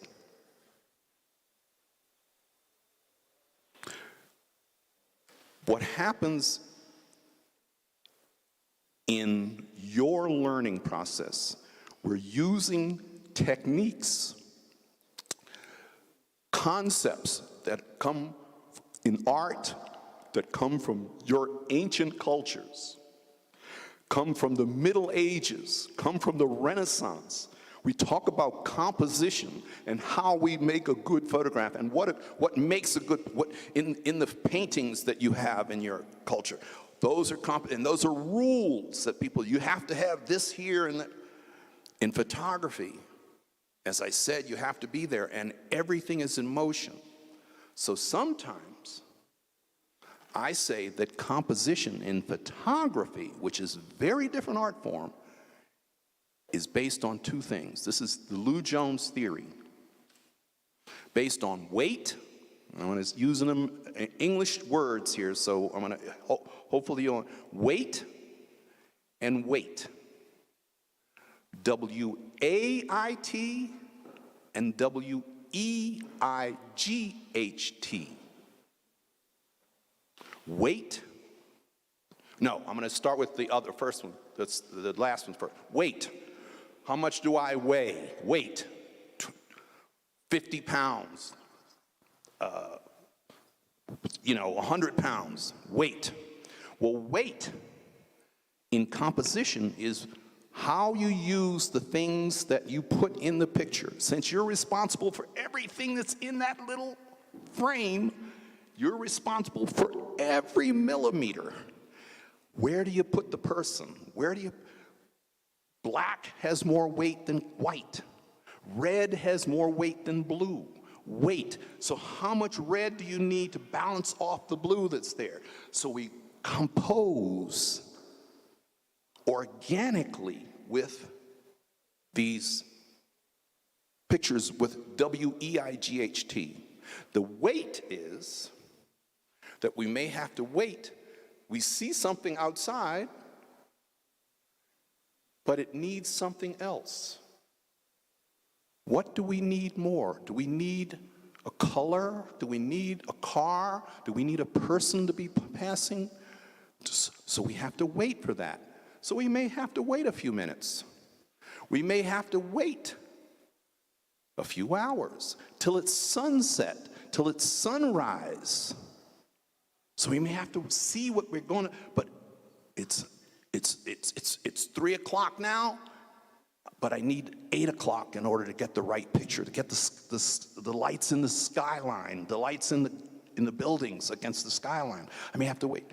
I may have to wait until there's more leaves on the trees for you architectural photographers.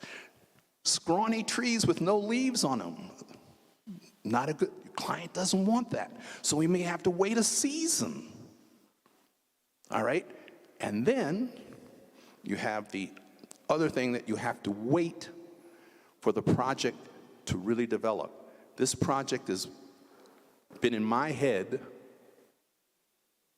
for 20 years. So there's all kinds of answers to your question about how long does it take. Sometimes it takes quite a while in order for the right things. You build up, you buy the props, you get the models, you get the location, you have to get permissions, you have to get all kinds of things like that. And so the picture may take, very often the picture's click, and you're done. But in order to get all of those things together, it takes a while. And then I'm going to end on one other little thing about what you as wonderful students look forward to if you're really interested in being photographers or videographers or anything related, is that we talked about you use absolutely everything you learn. I can't impress anymore, but the things you're going to have to learn is not only the aesthetics of photography, how to be a good photographer, how to be a better photographer, but you're going to have to be a business person, a lawyer to protect your photographs. You own them and people will try to steal them. You're going to have to become a negotiator. You're going to have to become a policeman, etc., etc. All of these are skills that you have to develop. You know, I'm standing up here talking to you. I'm scared to death. I'm scared to talk in front of audiences. But years ago, in order for me to talk to my clients, to talk to audiences, to exhibit, we do lots and lots of huge exhibits in museums and galleries. In order to talk to the audience and tell people what you're doing, I had to learn to talk a little bit, all right? And to learn to write. I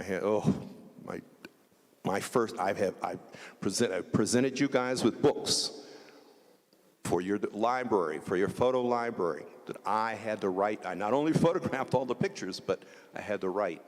So those kinds of skills are all important, and I'm going to leave you. So when you become a good lawyer and a good policeman and a good business person, and et cetera, then it pays. Thank you very much. Hello, John's. Okay, let's give him a clap. There are a few students here, and I wouldn't want you to end before responding to some of their questions. I would love that. Okay. Love that. So let me see those ones that have questions. Students, raise your hand. 1, 2, 3. So, okay, we'll let them ask, and then let them ask all of, maybe 3 or 2 each, and then you respond. Absolutely, yes. Okay, thank you for the chance. So I can see you've been to 13 different countries in Africa, and probably you've taken commercial photos. So what kind of photos have you taken, and which type of organization put your photos, and how much did it earn you? Now, are you talking about Pan-Africa, or are you talking about in all of the clients I might have? Africa, okay. I got a great example, for you. The last country we went to before the pandemic, my client, this is a stretch, because in order to get people interested in this, a lot of people in America are not interested in Africa. I know that it sounds horrible, I can't understand it, but they're not. But I have a client who lives on the West Coast, a great client, he's been a client for years, who markets wood, the most elemental product other than maybe water in the world. So he gets wood from all over the world and sells it in the United States. Lumber. People build houses or furniture or things like that. It's an amazing business. But he gets the raw product of wood. He talked to me for several years. He knew me, knew that I was going to Africa to do this project, and he says, I'm buying a concession. I'm buying a part of a plantation in Gabon. And they have okume. Has anybody ever heard of okume? It's a wood, very exotic, and it's only grown in that part of the world. And they use it they call it marine grade. They make boats out of it, furniture and boats. Very nice wood, expensive. But he took me to Africa to photograph his process. So he's using in the brochures, we made a video, we just made a video for him, just finished it a couple of weeks ago, et cetera, et cetera. So those are the kinds of clients that are hiring me. It sounds bizarre, but those are the kinds of clients who really, he was able to take me into the rainforest. He had access. That's what's so important in photography. You know, I talked about you can paint a picture of a whale underneath the water, and people will love, oh, that's a beautiful painting of a whale.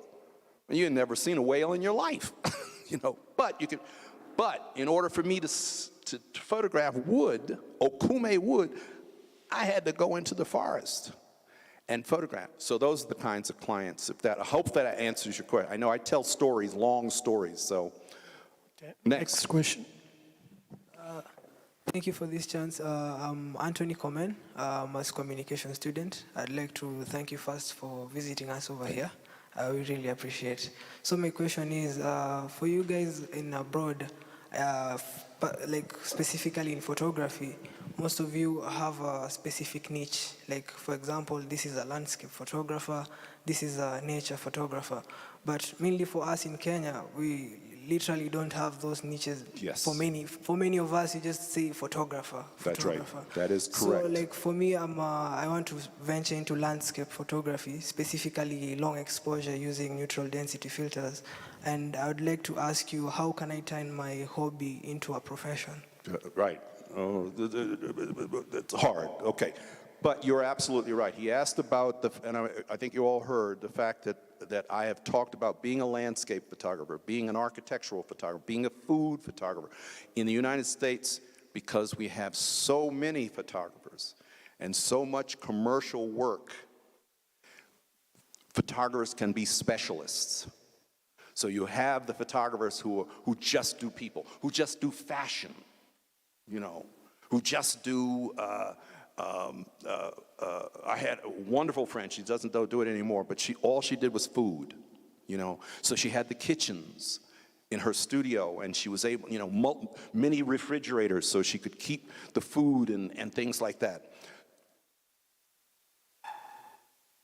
I was always interested in people. So I thought that I would be a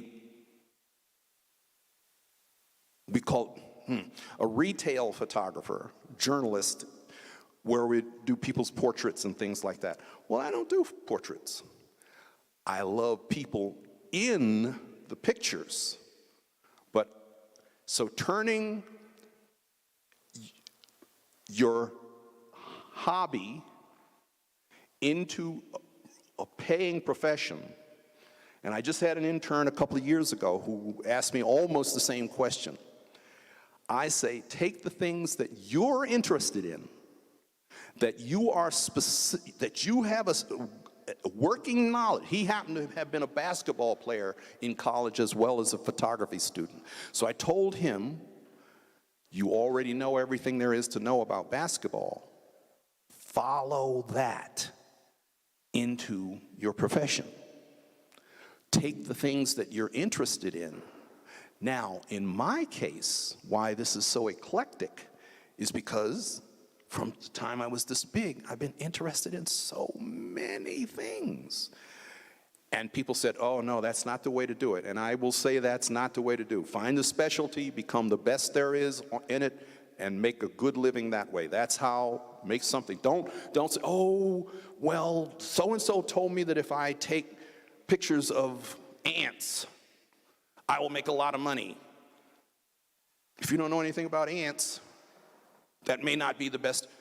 Do something to do. So what I'm saying is, I have followed the things that I'm interested in and gone after them, and then found out a way of finding the clients, and that's what social media is so good at. You know, go ahead, finish that question, and then we'll go to another one. Sorry, I was also asking, let me just add on that. Like for us, we don't know the way to get the awards, the grants. Like for many of our photographers here in Kenya, we don't know the way to make a payday out of what we do. Like we don't know the criteria, how to take our photos like to the corporate. That's right. Yeah. That's half of the problem. It's, you know, half of it's taking the pictures, learning how to take, but the other half is marketing yourself. And I'm not going to try to be an expert on how you do it in Kenya, but I'm sure that you can do the research. There's a lot of research. You've got Google now and everything to be able to find. And this is the way I did it. Maybe it will work here. In the early days, I didn't know how to get clients. I looked at all the magazines. I used to buy. I have stacks and stacks of old magazines in my studio. These guys know. I used to collect magazines, and I'd go and find the art directors, find the name, and down at the bottom they'd have how to get in touch with them. And I would call them on the phone and make an appointment. You don't do that anymore, but you can, using social media, do the same thing. Get in touch with them somehow, getting email addresses or whatever, but get them and say, I'm a photographer, take a look at my work. I will bet, I used to go and show my portfolio. This is back in the many years ago, more than a dozen years ago. I used to go and I could actually calculate, what do you call it, metrics, Mike? Metrics.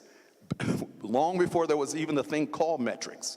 I used to look and see how many people I had shown my portfolio to, how many people had reacted positively, and how many jobs I got over a 2-year period. So if I showed, and I found out that if I showed, I could get 1 out of 4 clients within a 2-year period of time if I did that. That's not a very big percentage. But I was showing my portfolio, and it worked. All right? But at 3 o'clock in the morning, 3 a.m. in the morning, I'm writing down names, addresses, and phone numbers from magazines. And then I used to find in the award magazines, I used to find the people who got all the awards, and I would write all of those people down, the pictures that I liked, the way the art director would use the photograph. I said, oh, that's brilliant. I want to work for that person. And I would call them. I was too stupid to know that was stupid, but it worked, all right? And another thing I'll give you this one. This is the last one. This is a secret. So everybody inside this room is sworn to secret. You cannot tell anybody. I used to go on trips like this. I'd get an assignment to France. I'd get an assignment to Cuba. I did it once in Cuba, right? And I would write postcards to anybody I had shown my portfolio or anybody I had shown my portfolio. I would write postcards. It worked. People got it. I didn't say, give me work. I just said, hey, I'm down here on assignment and blah, blah, blah, and send it. I used to send out 10, 12 postcards every time I'd go on a trip. I would go back into their studios, and the postcard would be on their bulletin board. It worked, all right? So that's, okay. There was a gentleman over here. This wonderful photographer, he's graduated. Didn't you graduate from here? Yeah, I did. This is a working photographer. You should be up here. I will be.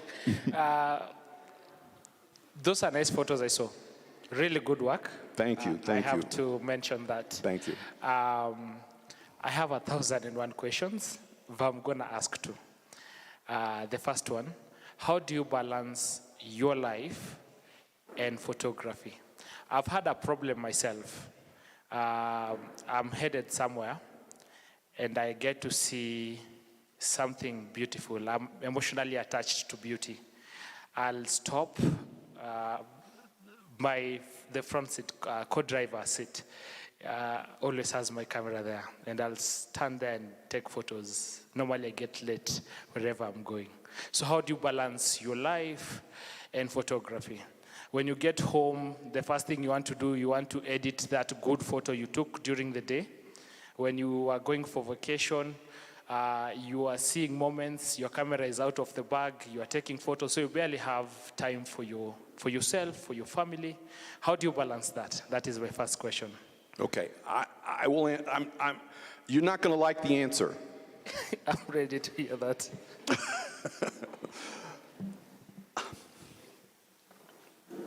I've never been married. I guessed right. All right? I have a daughter.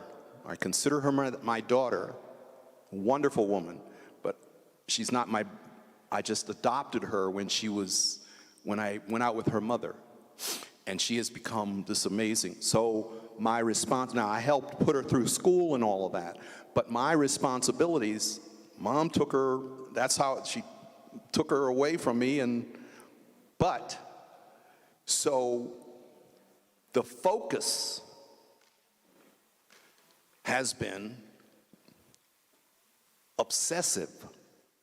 Now, balancing is exactly the right thing, and that's why I'll switch all the way back over to his question and see if I can't combine the two in the fact that the balance is that I do things that I'm interested in. All right? So the balance is, so I go to places that I'm interested in. I photograph things that I'm interested in. So the balance comes out of the knowledge that I'm generating. So I'm not sure that I'm really answering your question, but you are absolutely right, you know. I'm not sure I'm a good person. I often say to clients, I often say to clients actually on the job, when we're actually on set, I used to be a nice guy. Not anymore. All right. I see we live in the same world. To my second question. Yes. Over time, we've had technological advancement in cameras, and they are super expensive. From crop sensor to full frame, and now we are in the mirrorless era. So how have you been transiting from gadget to gadget? You bring up the point about, and I think someone actually asked whether the government should be involved in supplying, putting you in touch. The wonderful CEO who said that he had systems where you could get access to, I guess, rental equipment or get access to equipment to do videos and things like that. I think you should take advantage of it. But back in the day, and I'm not going to say, and then we continue, Mike and I are constantly fighting about this issue because I, like you, now, I'm a black man in America. There was absolutely no way I could become a professional photographer in the world that I grew up in. It was not allowed. I couldn't get a job as an assistant when I started out. So I had to become a photographer day one. The first day, I said, I'm a professional photographer because nobody would hire me as an assistant, right? So I had to be very careful about how much money I was spending on equipment.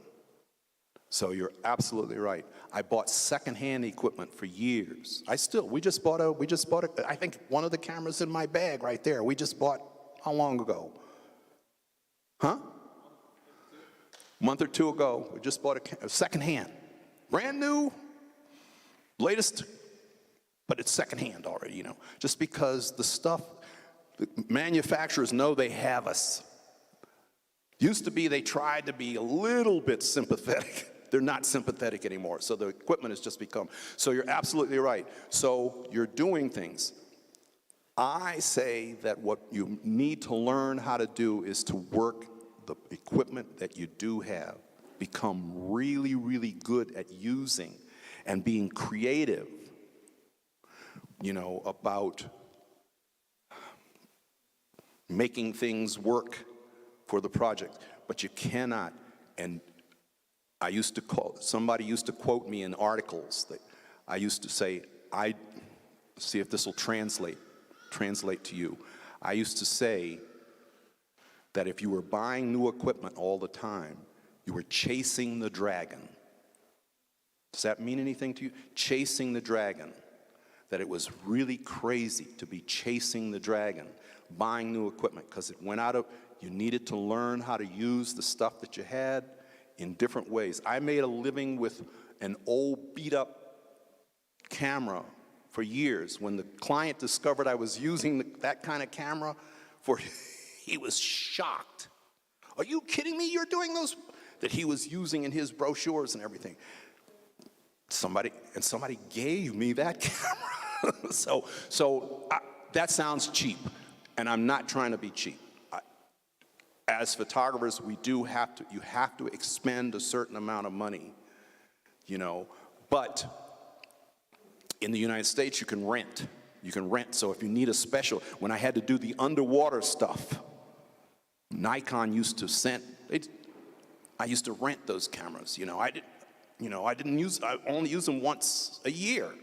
So I used to rent them and things like that. So there's all kinds of techniques, but you don't want to chase the dragon. Trying to be the latest, whatever that is, I think.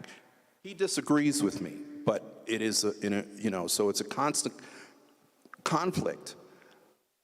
But you got to pay your bills, you got to pay your insurance, you got to pay your employees. You know, and often that's more important, being able to stay in business. In order to stay in business for 2 years, in order to stay in business for 3 years,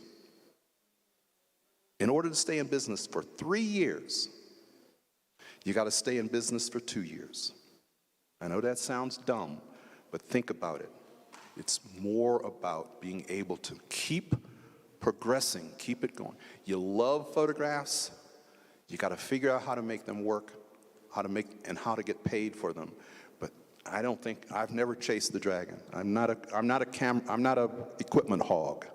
Okay? Yeah. I wrote a book. I gave one to Dr. Danjonyo that you can read. I wrote a book on lighting. And the gentlemen who are going to work with me today and tomorrow, we're going to be using the lights that I had to learn how to use in order to be able to do all the work that we do and things like that. But it reduced so many different expenses that we had to absorb as a photographer. Yes. Okay, thank you very much for the opportunity. My name is Kabarak Kinoti. I'm the chair lady journalism club. And we have a project we want to start, the journalism magazine, which we want to be doing after every 3 months we release a copy. So there's this one question that I usually ask many photographers, and you being the greatest photographer, I think I learn a skill from the question. Okay, which is that one thing you wished you knew before you started photography?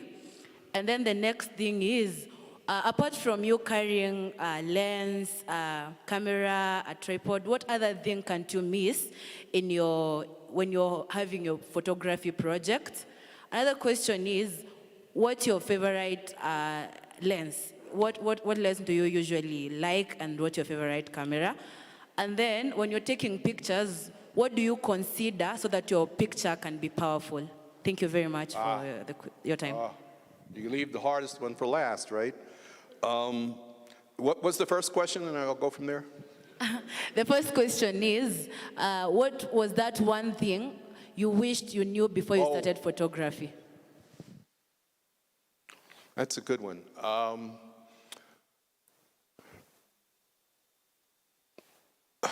I'm going to see if I want to go practical aesthetic here. I was a physicist. My degrees were in physics. So I worked for NASA. I was a rocket scientist at one time, all right? I worked for NASA. So you go through schooling to become a physicist, and everything has an answer, or you're always looking for the answer. 1 and 1 is 2. 2 and 2 is 4. There's an answer. Many of my colleagues came from similar backgrounds, and they're always looking for the answer. The thing that I probably most would have liked to have known early on was that aesthetics, art, photographs don't have answers. They are so much more powerful in so many different ways that when somebody, I have a wonderful, wonderful friend who's been using me as a mentor for years. And he's military, everything has got an answer, everybody salutes, everybody's supposed to be at attention, everybody's, you know, he thinks that he can read about how to take a good picture. And I keep telling him, read as much as you can, look at other people's pictures, do that. But in point of fact, you can't figure it out until you literally go inside yourself and to start this. That I wish I had known early on.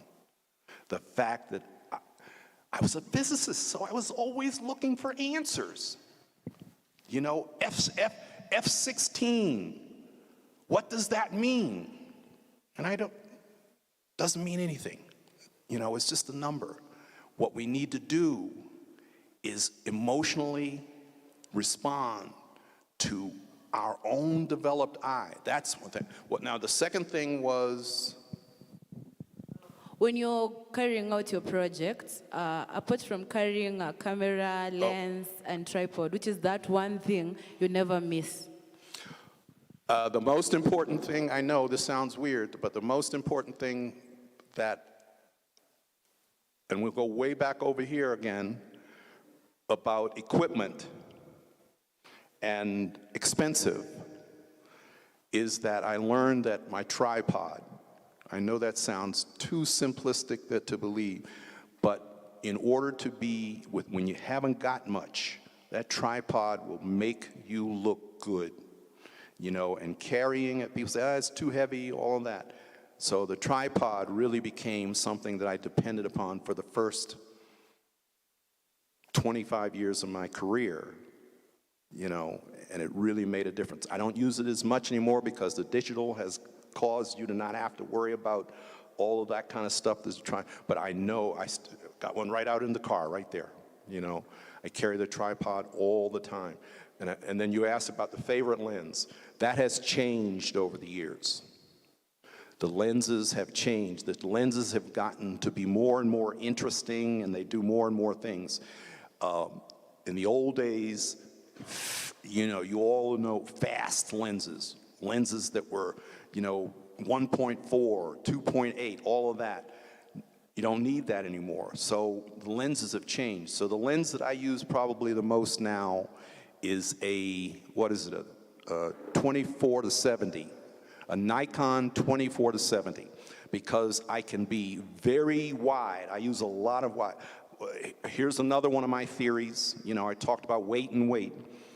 I say that lenses, this is part of the composition thing that we talk about, the weight and weight. Lenses have personalities. You know, a friend, he's dead now, unfortunately, but a friend told me a wide-angle lens will make you mean, because you got to be right like that in front of your, you know, you got to be right up against somebody with a wide-angle lens. A long lens will give you a completely different perspective than your eye can see. We talked earlier about things that are too small and too big, too high, too low, too cold, too fast, too slow to see, that cameras can capture. So one of the things about wide angles and long lenses and everything, they have personalities. And I don't say that anybody else has to do, I have tried to learn the personality that the lens gives me, so that I was able to go and find a 24 to 70, which gave me pretty wide and pretty long.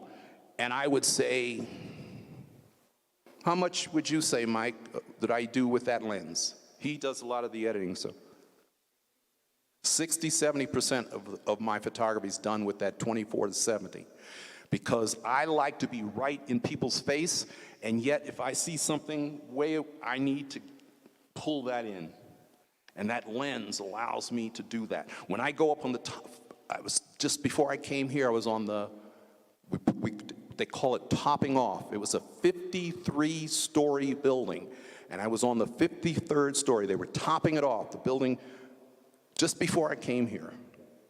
And the amount of equipment I have to carry, climbing stairs, because it's 50 stories, because they're still building it, all of that. So equipment and weight and all of that, so that kind of thing. So the zooms have allowed me to reduce the number of lenses that I have to carry. So it's become a real favorite. And it's fairly fast. It's a 2.8 for those people who like that kind of stuff. And it really, really is a wonderful, sharp.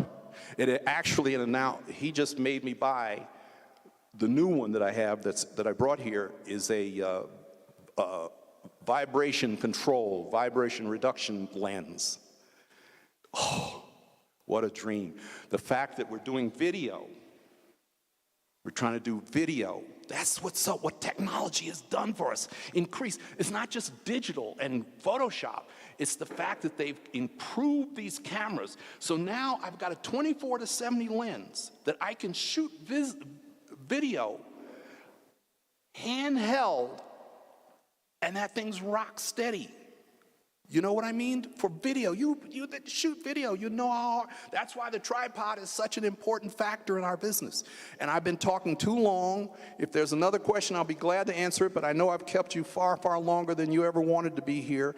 But if you want to talk to me, I'll be right there after this, and you cannot believe how much I am in love with you people because you have allowed me to talk about my photography. So, thank you. Let's clap for him. Clap for him.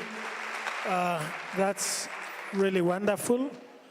I know we could have more questions to ask, but thank you so much, Louis Jones, for responding to questions and for a very insightful lecture on how to go about photography.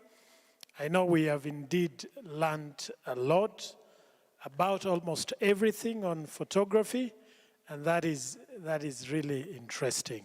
So it's good to see that you've been able to learn. Now we want to come to the end of this day's session. We know it has been a busy day, and we want to say thank you to all the students that have taken part. And I want to invite Dr. Michael Ndonye, who is the head of department, who is going to give us the closing remarks. I know Louise will be around.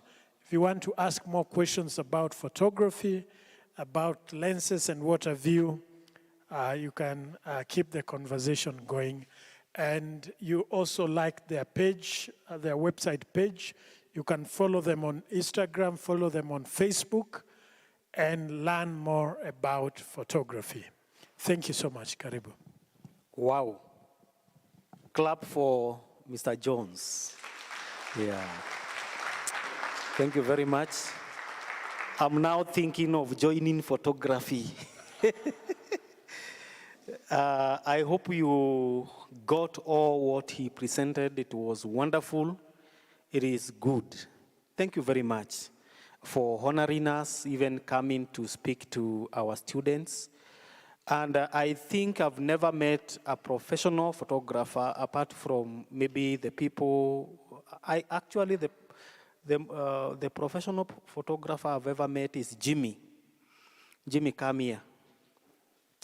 Yeah, this is the only person I've seen with interest in photography. And we got him from education arts. Then he transferred when he was in second year to mass communication because of love of that.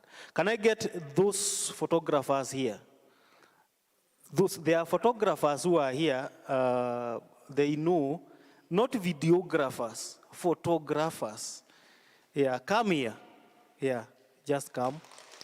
Yeah, clap for them. Yeah, just come.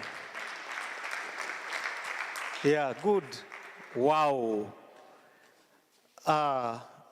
No ladies, girl child.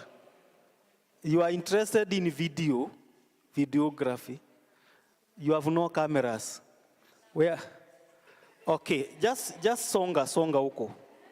Because there is no way a group of 3 Americans can come just here because of you guys, and then they come out of this place without proselytes. Do you know what is a proselyte?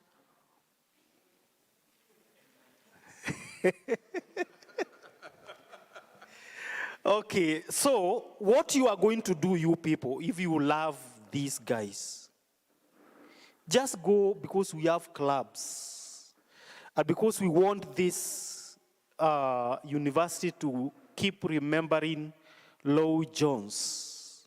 If you can form a club and call it Lloyd Jones Photography Club, we will support you.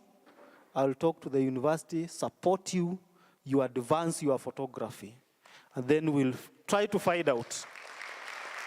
Yeah, because he is just here, he is in Kenya. This is how many countries he's visited?